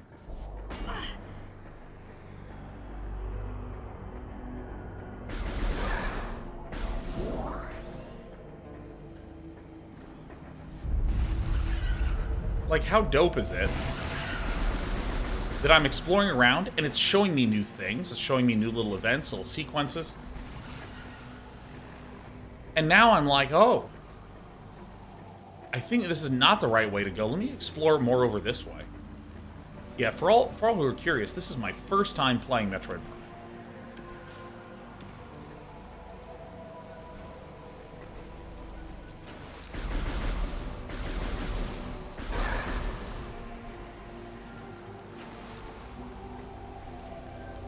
pretty nimble, you know? Alright. Second best behind Super. Yeah, Super Metroid is...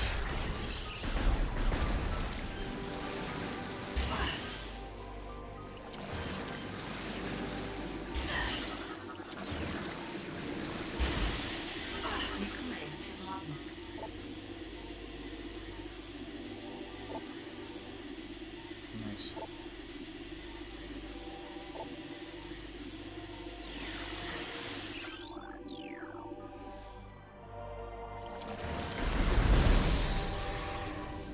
Poisonous even to itself.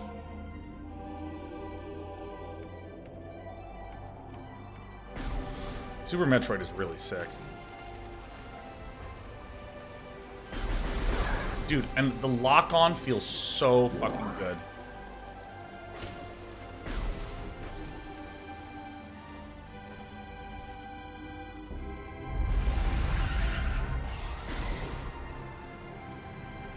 Alright, so there's a save here, probably. Do I really have to stand on the fucking thing? Okay, backseating question. Can I? Never mind, we're fine. Yes. It's a song from Metroid? I only knew it from Smash. Damn right, Gunny, damn right.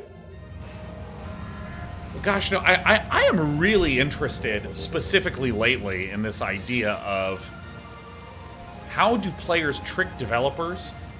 Jesus. How do developers trick players into going, oh yeah, no, I figured this out. It's me doing it. It's my responsibility. That's why I'm succeeding, is it was me. Even though the developers are actually kind of like nudging you along. And this, give me more missiles. This interest came from looking at where your power comes from in Dota. Mr. Gadgets is gaslighting devs. It's whatever the positive form of gaslighting is. Yeah, no, it was me. I did it. Like, I'm like really good at video games. You know, I'm like really good. Hey, don't chew on that. Yeah, like, oh, hey, little guys. Jesus, my buttons. Hey, look, it's you! Blast cat, volatile chemicals in this weeds, toxic fungal cat may explode if agitated. It's you! Poisonous flesh to the blast cap helps keep it from being eaten. It also detonates its fungal cap when it senses even slight contact. There you are.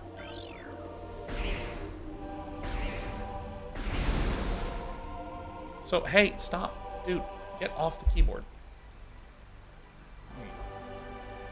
Yeah, so for any of you who are curious, I did this little research piece where... Note if you say I looked at this, you don't sound sophisticated, but if you say I did a research piece, you really sound that way. It's always important to me to sound more inflated than I am. So I was researching a bit about where does your power come from in Dota 2. And what do I mean by this? Well, I looked at heroes that were playing the carry role, where they're trying to get a lot of gold. And I looked at games that they had won at the end of the game, where they're like maybe level 26, something like this, 26 out of 30. And I asked myself the question, what percentage of this... Oh, these track? Well, it looks like that problem's going to solve itself off screen. So I asked myself the question, what percentage of this player's power comes from the gold that they receive through last hitting, killing enemies, completing objectives, versus their levels? Great appears to be some kind of container found on the space pirate research frigate. Materials seeping out from the ruptured metal is highly toxic. Analysis indicates that this may be the phase-on compound the space pirates were using in their biological experiments. Nice, phase on, phase off. And so I'll ask this question. It's the end of a game of Dota 2. Our carry has maybe 4 completed items out of 6. Level 25, 26 out of 30. And they had a solid game. what percentage of their power comes from gold versus what percentage of their power comes from items. So if you think that it's 99% items, 1%, 99% gold, 1% XP, say 99 to 1. So again, I'm worried I asked that question wrong. What percentage comes from gold and items, and what percentage comes from XP? I'm going to ask this right now. Give me the split. Where the first number you give me is the percentage of power that you think comes from items and gold. What is it? 70, 30. A lot of people are saying Lethal Logic Galaxy is 2080. We see 60, 40, 40, 60, 90, 10, 75 or 80. Yeah. Okay, so it, like, as it turns out, for this hard carry, again, I'm asking just for the hard carry, it's about 75, 80% of the power is from experience.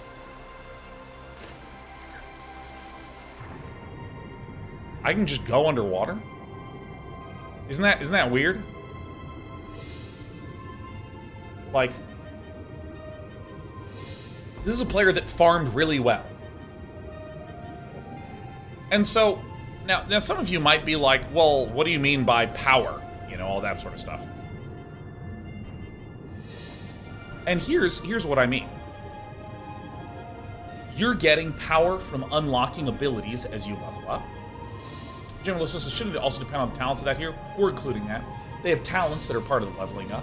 They also get you, as you level up in Dota, you get more attack damage, you get more health, you get more mana, you get more of all these stats. Ooh, something shiny. Does this work down here? Fuck yeah, dude.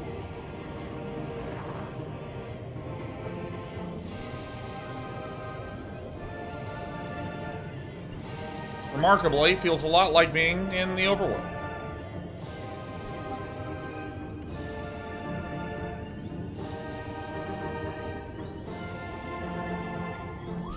And so the reason this was like super frickin' surprising to me is that when you're playing a game of Dota, like if you're just doing the most brain dead thing ever and just standing nearby. Do I have to do it like this?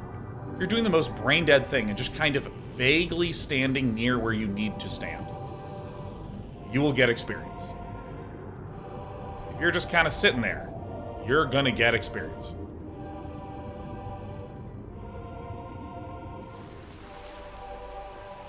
But last hitting, you can mess up. And you can get really good at it.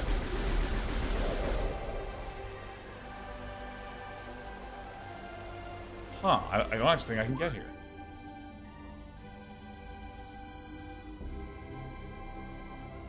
Huh.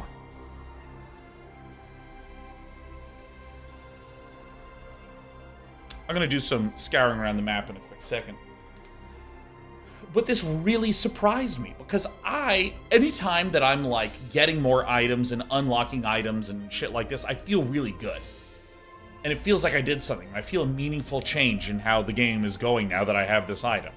So if I'm farming really well, I feel like I'm responsible for a bunch of my power.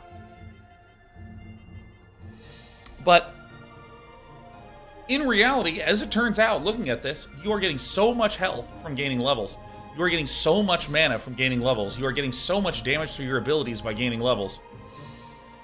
And yeah, your items you can do something like double your attack damage as a carry. You can do something like double it. Again, you can get 50% of your damage from items and 50% from your raw stats. You can do that. But, however, if you're doing that, maybe all of your health is coming just from your levels. And maybe all of your mana is just coming from your levels. And all of those talents and abilities are coming from your levels. So even if you're super focused on this one thing, increasing the attack damage, you're still getting all this other stuff. And so again, I feel like it's an example of one of these illusions of player agency, where the game, like the developers, it would not surprise me if they said, Angmore Caverns East,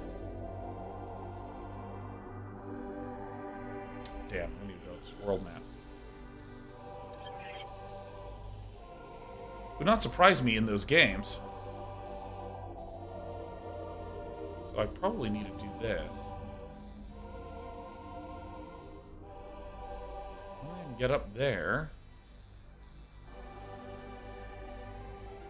So I feel like it's one of those really awesome examples of, like, the illusion of choice. The illusion of impact, where if the game actually let you get, like, 3 times as powerful as your opponent, the game would probably just end immediately. And it's not like getting last hits and getting more experience than your opponent. It's not like they don't matter. They really do matter. Having like a 10% edge of your opponent really fucking matters. But then the designers make so much of it. So I still can't get up here. Or maybe I can.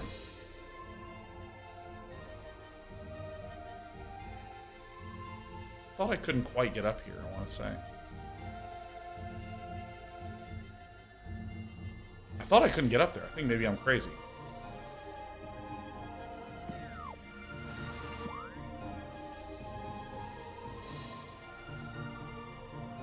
Magmore Caverns? Yeah, I guess we're just gonna go here.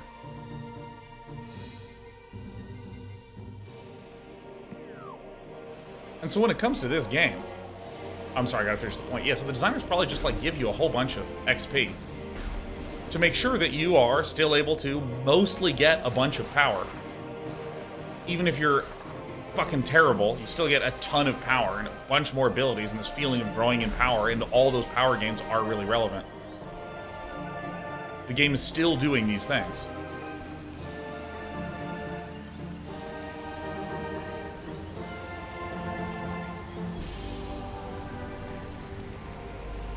Get up here anyway. Gotta be something behind this, huh? And this game, I'm feeling kind of the same thing, where I feel like I am the one exploring. I feel like I am the one who is figuring out the space. Huh. But maybe it's actually that... No, Sean, you're not figuring out the space. There's just, like, actually one path that you can go to at any point in time here.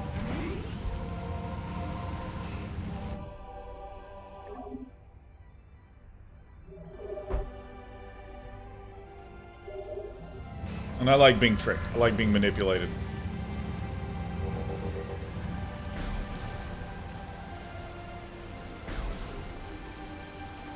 Yeah, no, like, I played Outer Wilds. I think that game is a perfect 10 out of 10. I think it's amazing. But it was too scary for me when I got to Giants Deep, because I have a fear of tornadoes. So I grew up in Kansas, where we were always worried about fucking tornadoes.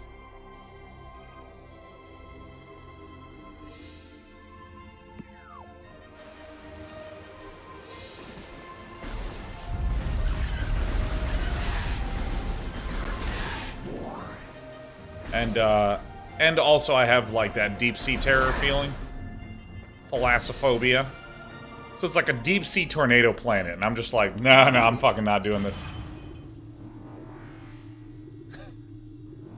Yeah, so, like, I literally crashed into that planet, and I ran from my computer. I literally ran from my computer, and then came back, and then turned off the stream. Oh, fuck. Excuse me, gamers.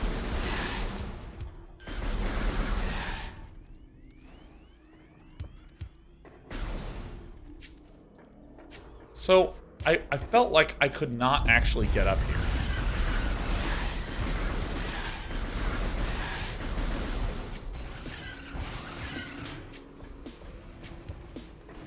Clip would be good for that? Oh, we're not posting that shit.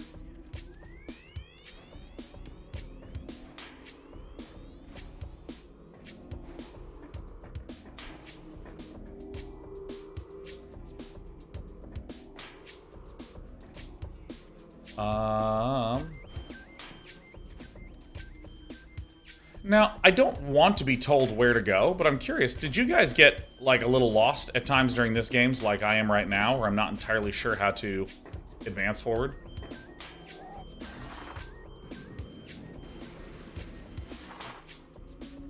A lot? 100%? Yeah.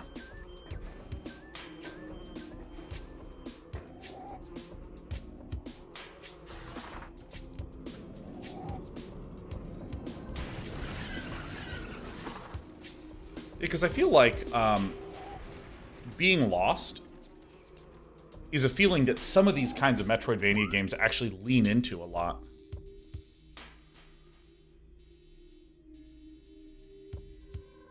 So let's see here. So we can get to here.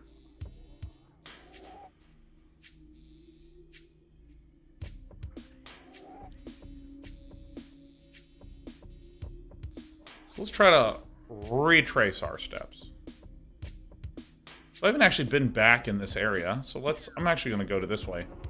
But there's Metroidvanias like Hollow Knight that really lean into you are lost. This is as much a maze as it is an exploration game. Fine. Damn, these guys fucking hurt.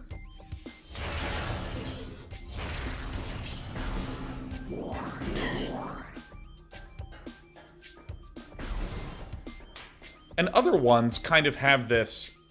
Oh, that's right, this area. Have this, like, roundabout-ish quality to them. Where, yes, you are wandering through a interconnected castle, but it's pretty one level at a time.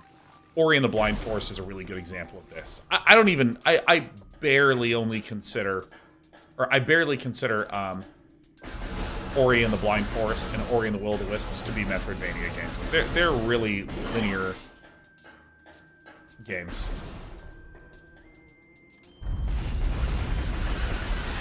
And in a way, I think I actually prefer this feeling of getting lost to being like super handheld and guided. So if we review here, so we actually did manage to go this way and explore through here. So this goes to Magmoor Caverns North. This goes to the Talon Overworld. So let's return back to... Oops. A is the world map. So let's go to the Magmoor Caverns. So I don't see anything there.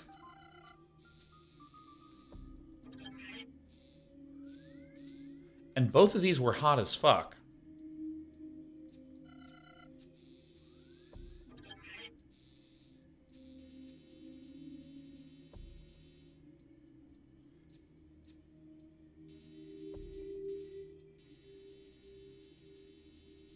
I mean, I guess there's a door right there, but can I even get to it? Alright. Time to go back.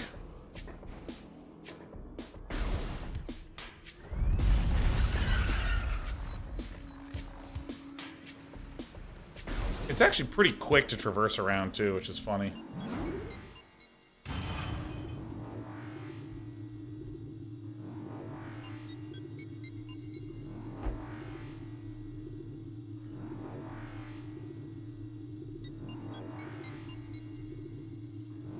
Is this 2D or 3D? I mean, it's super 3D. Can you not see? Can you not see all of the dimensions?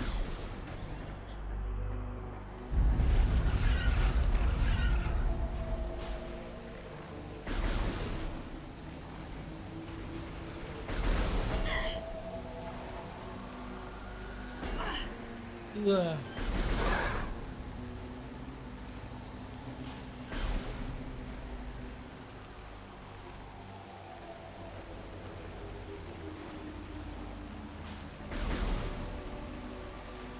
No. Huh. So, fuck.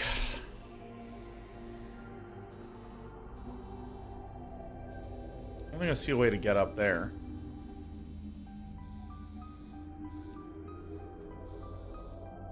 Shit. So I don't think I can actually get to this other side here.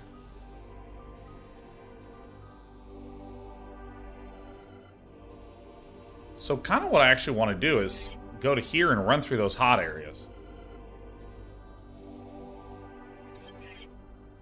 So to get there, I would go this way.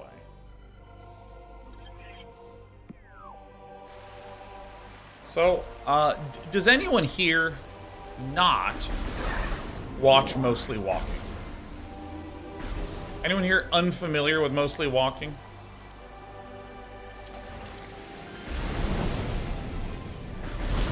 Never seen it? Hell yeah. Mostly Walking is the stream that I do on Monday nights. My friends Sean and Lee. And we play old point-and-click adventure games. And the reason that the show is called Mostly Walking, I'm actually very curious. Do I take fall damage? Not when you fall like that. In those old point-and-click adventure games, a lot of the game is spent retreading, going back along the same paths that you were just on. Huh, have we talked to this person about that object yet? No? Okay, should we have... Maybe we go here? Should we... Wait, can we do this? Let's go back over here. And that's why the show is called Mostly Walking. Because you're constantly just wandering around trying to figure out something to interact with. Like...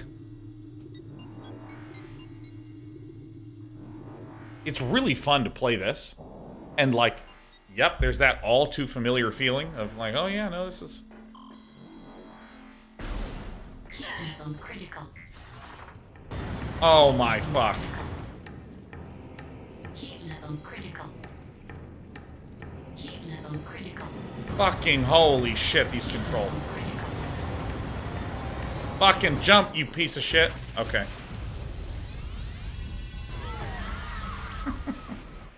Alright, I kind of incorrectly assumed that it locked me in place the way it did in the previous one.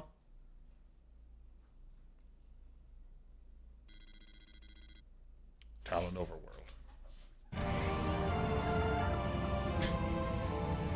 The ball controls are fucking hard, man. So. Okay. Alright, stay off the keyboard.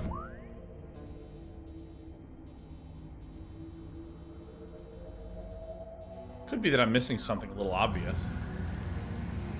I mean, there's these doors over here that I don't actually see a way to get to.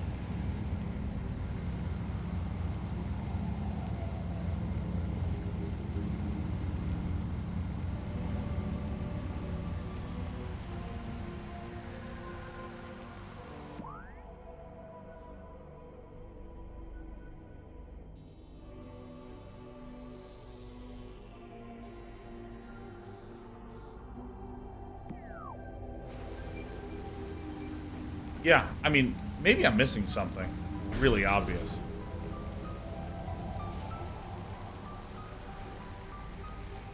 But don't tell me. Don't tell me. Yeah, it's funny, like this would be considered such a failure state in certain games. Oh my god, if in Assassin's Creed you weren't sure where to go and this was happening, oh, what a disaster that would be. We'd have to rework the entire game to fix it, to you know, get rid of that. It's a problem. It needs to be fixed. How do you fix this issue? I don't think there's anything to fix. I think it's really fun and interesting to be wandering around lost as shit.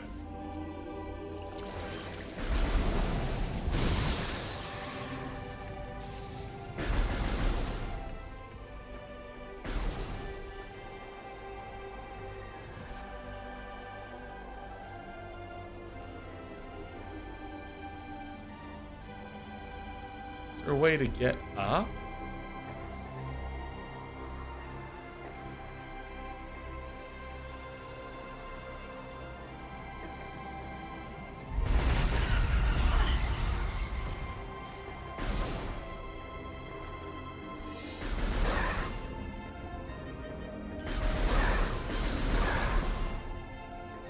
This is acid, right? It is not. Oh my goodness.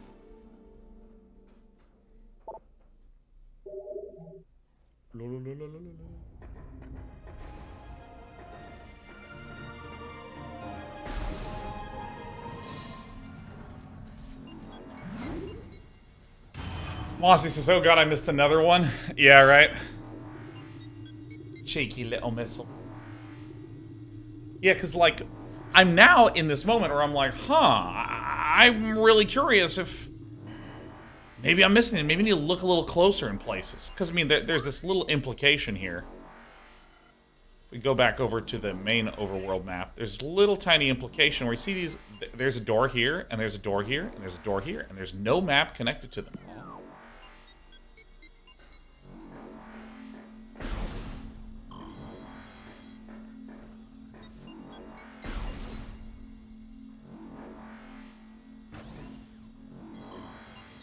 Heat level critical. Heat level critical. Fuck me, dude. Heat level critical. Get the fuck out of here.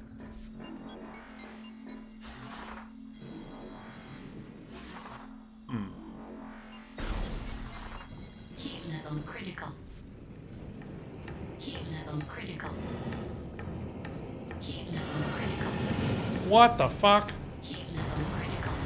Open the fucking... Stand up, you fucking piece of shit! Oh, there's just more heat? Fuck me, this is not the right way to go. Yeah.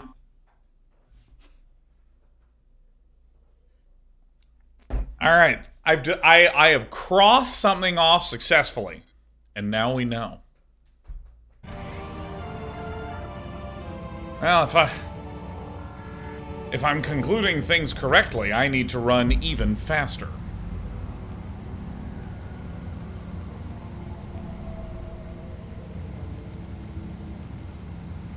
Okay, so...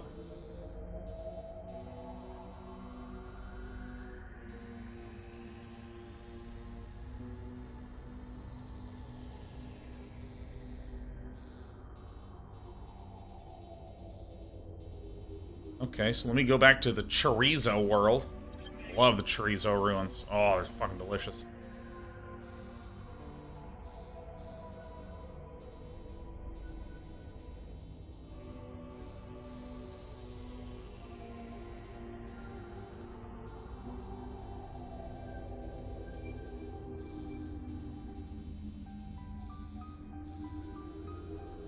See, this to me feels like the most intuitive places to go here. Now, if I look for Magmoor Caverns north,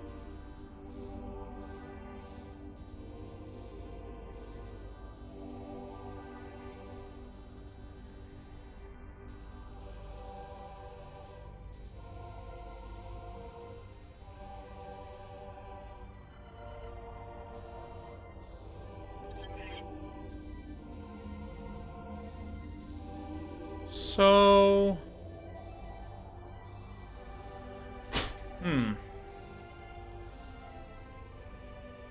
So here's what I'm thinking. I'm thinking if I go back to the Magmoor Caverns North, this is where the game seemed to be wanting to lead me. And maybe I just was able to destroy this, and I didn't do that, and I should have. So maybe if I just go through here and work my way to this side, that's going to be my first attempt. That's going to be my first attempt, is trying to go towards this Magmoor North elevator.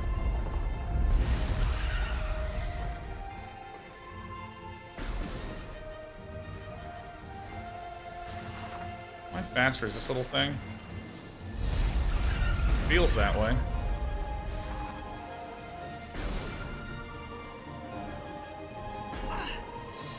The chorizo ruins. Lithological says, as a heads up, death resets you to your last save, so you'll have to recollect any items you got between your last save and death. Oh my god, this game was released in 2002. That's a great point.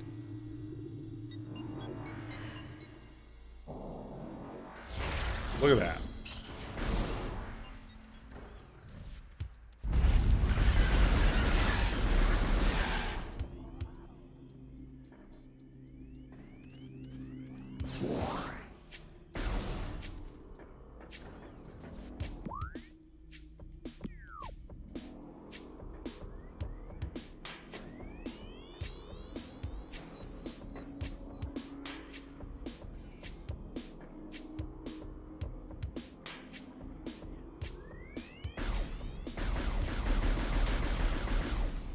Well, okay. I'm going to look at this area very carefully first as well.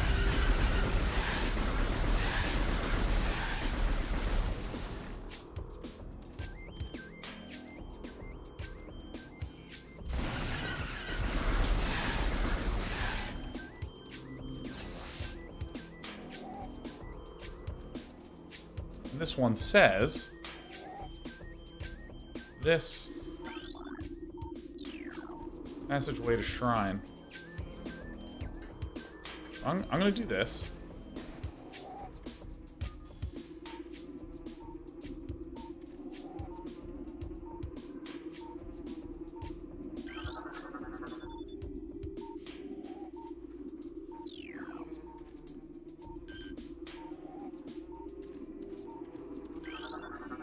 Recorded to logbook.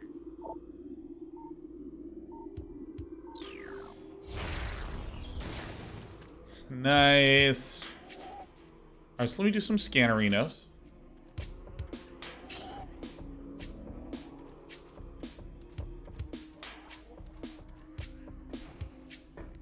Oh, can I just fucking go over here? Oh my god, fuck yeah. Oh my god, dude, fuck yes. Oh yeah. Oh my god, fuck yeah. Oh, this is it. Oh, it was so easy. Oh my god, yes. Oh yeah. Guys, come on, guys. Now here's a moment that I want to point to that I think is incredible about this game. Like,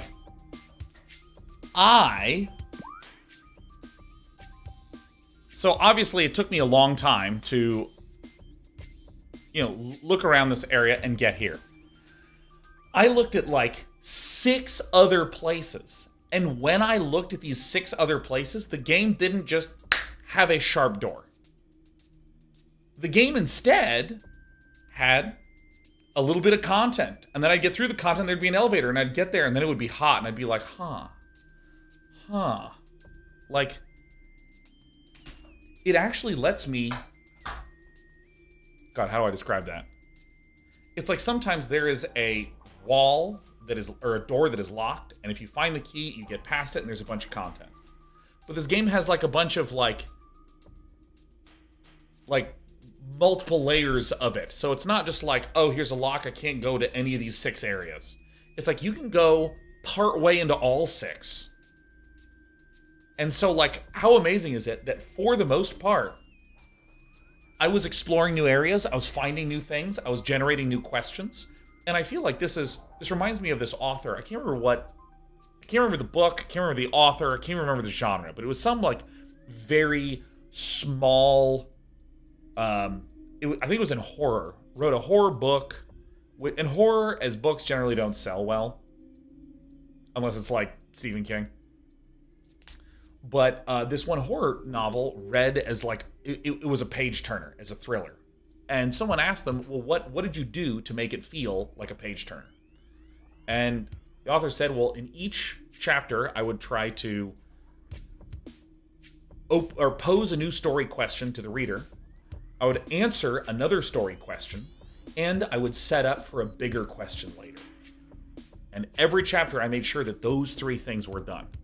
And I feel like this is how this exploration, even though I was stuck and not making progress, even though I was doing those, oh, maybe I can go this way. And I'd go that way, and it would open up a new area that would pose new questions to me. Wait, what are those white doors in that water area? Wait, whoa, I can go underwater? Oh, this is interesting. Huh, I've learned some new story stuff. What is that radioactive material? Like, and so even though I didn't get the answer that I'm looking for, how do I keep progressing through the game? I answered some question, hey, what's through this? Oh, it's an elevator that goes to this way. And then there's more questions on the other side. So it's not just that each area was a dead end that I couldn't get more out of. It's that each area satisfied some small question, satisfied some wish for me, and then open up more. It's brilliant. I'm gonna get some water real fast.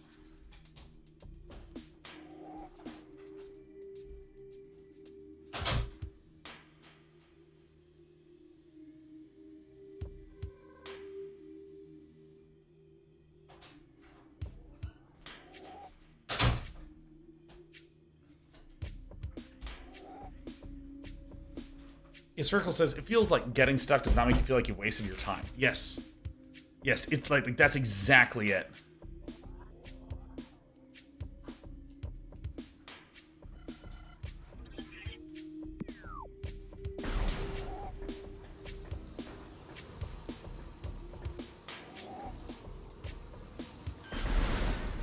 So is this toxic? Yeah.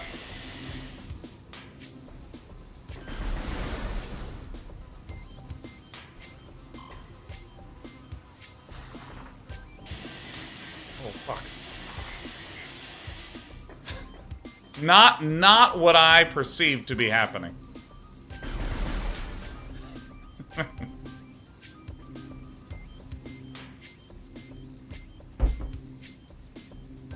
Interested on the subject of books, but looking for a good sci-fi book to read before bed. Any recommendations? Well, of course, I'll recommend my current favorite sci-fi book, There Is No Anti-Memetics Division.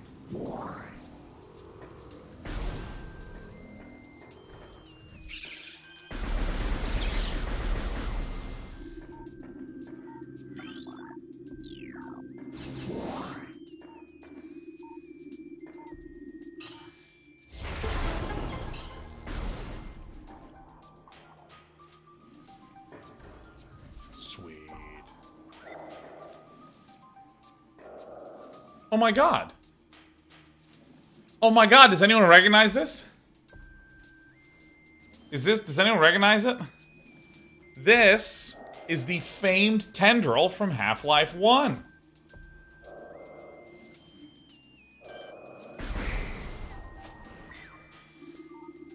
Oh my god, it's even the same mechanics. Come on.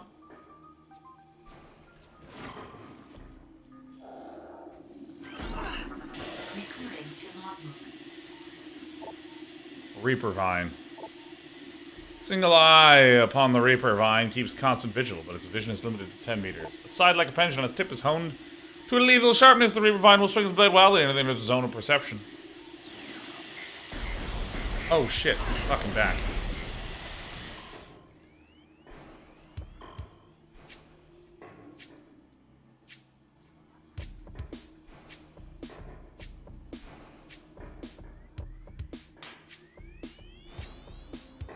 Shit. Got some constructibles over here, huh?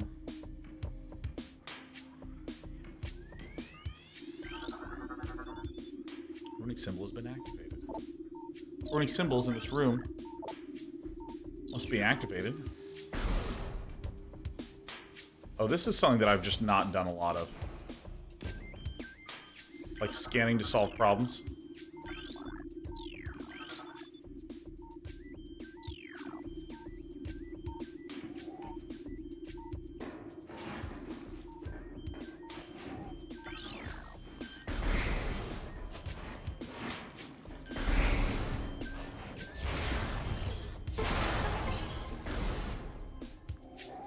Okay.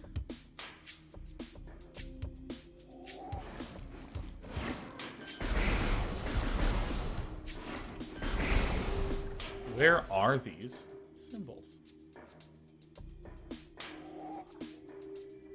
Oh yeah, I'm partway through 3 Body Problem, and it is very good.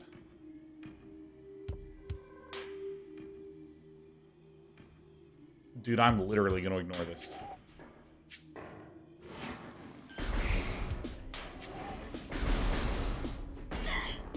Ah, fucking hell. I'm a ball! A ball! Yeah, you know, I think that most of what I read is pulpy garbage. That's most of what I read.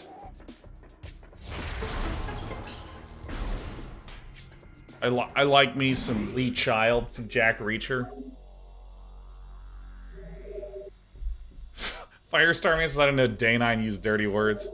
What's the dirty word you were surprised that I used? Because we use them.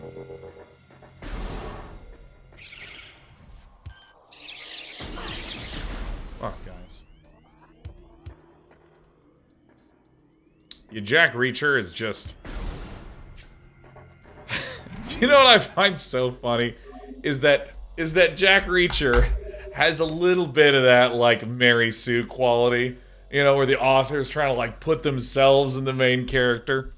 Lee Child loves drinking coffee. Jack Reacher fucking loves drinking coffee. And there's, like, all these similarities between them. But, okay, Lee Child is 6'4", but Jack Reacher is 6'5". That's the funniest fucking thing in the universe, man. Oh yeah, he's a character. He's just like me. He drinks coffee. He's very observant. He studiously recalls anything he's seen, and he is 6'5". All right, scanning mode. Scan the birds. Extra inch makes a huge difference. I've heard that. I have heard that.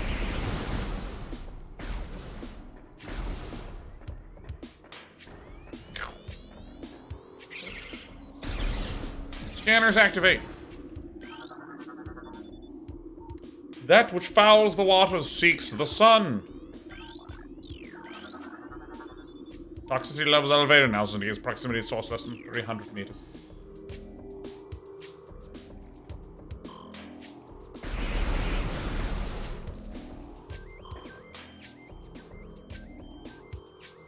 Oh, sick.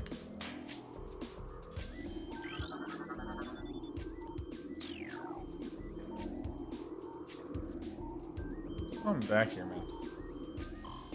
Oh, if you want something to read before bed and you don't mind being just like really wrenched, I've been reading Berserk.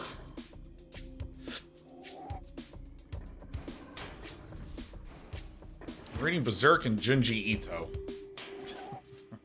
Heavy Metal Robot! Heavy Metal Robot! Happy 100 months, Heavy Metal Robot. Happy 100 months sub to our little corner of the internet. Thank you so much, Heavy Metal Robot. Pleasure to see you again, as always. One hundo bomb. Oh. Gordon.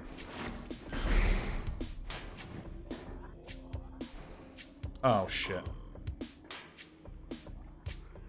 Luck.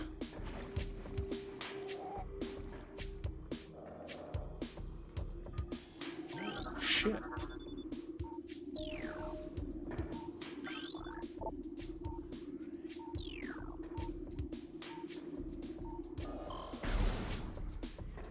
There's one runic symbol.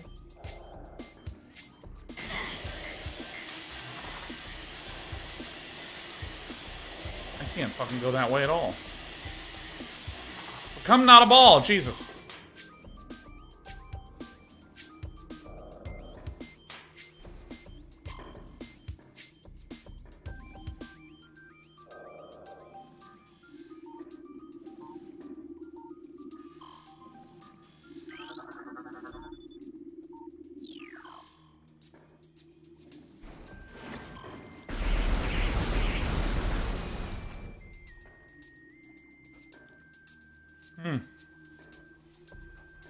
Feels like just yesterday I was a wee sub baby. Ow, fuck you. Oh, shit, is this? Oh, wait, no. Not you, Heavy Metal Robot. Hey, it's great to have you here. Fuck you! You read Children of Time? I haven't. Fuck! God!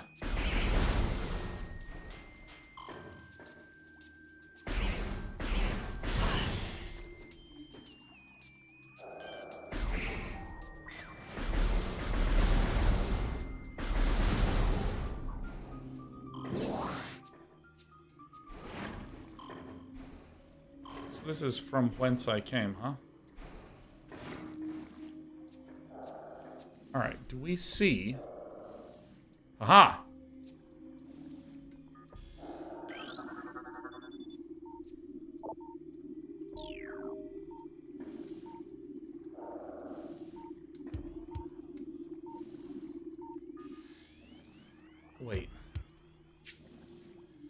jam at this, and then... Nice. So you need to activate one more. And I bet you, I know what's going to happen. I bet you dollars to donuts that if we go to that sign, that big gate that I flubbed and fell down from,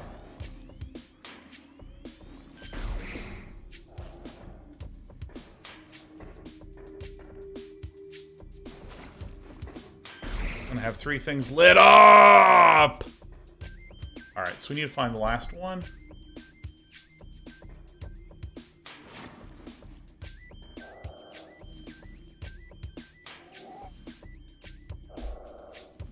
I bet this'll help.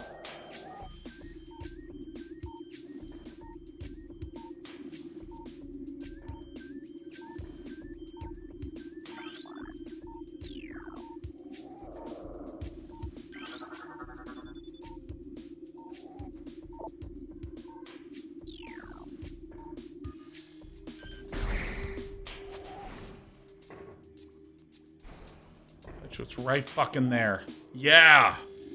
Yeah!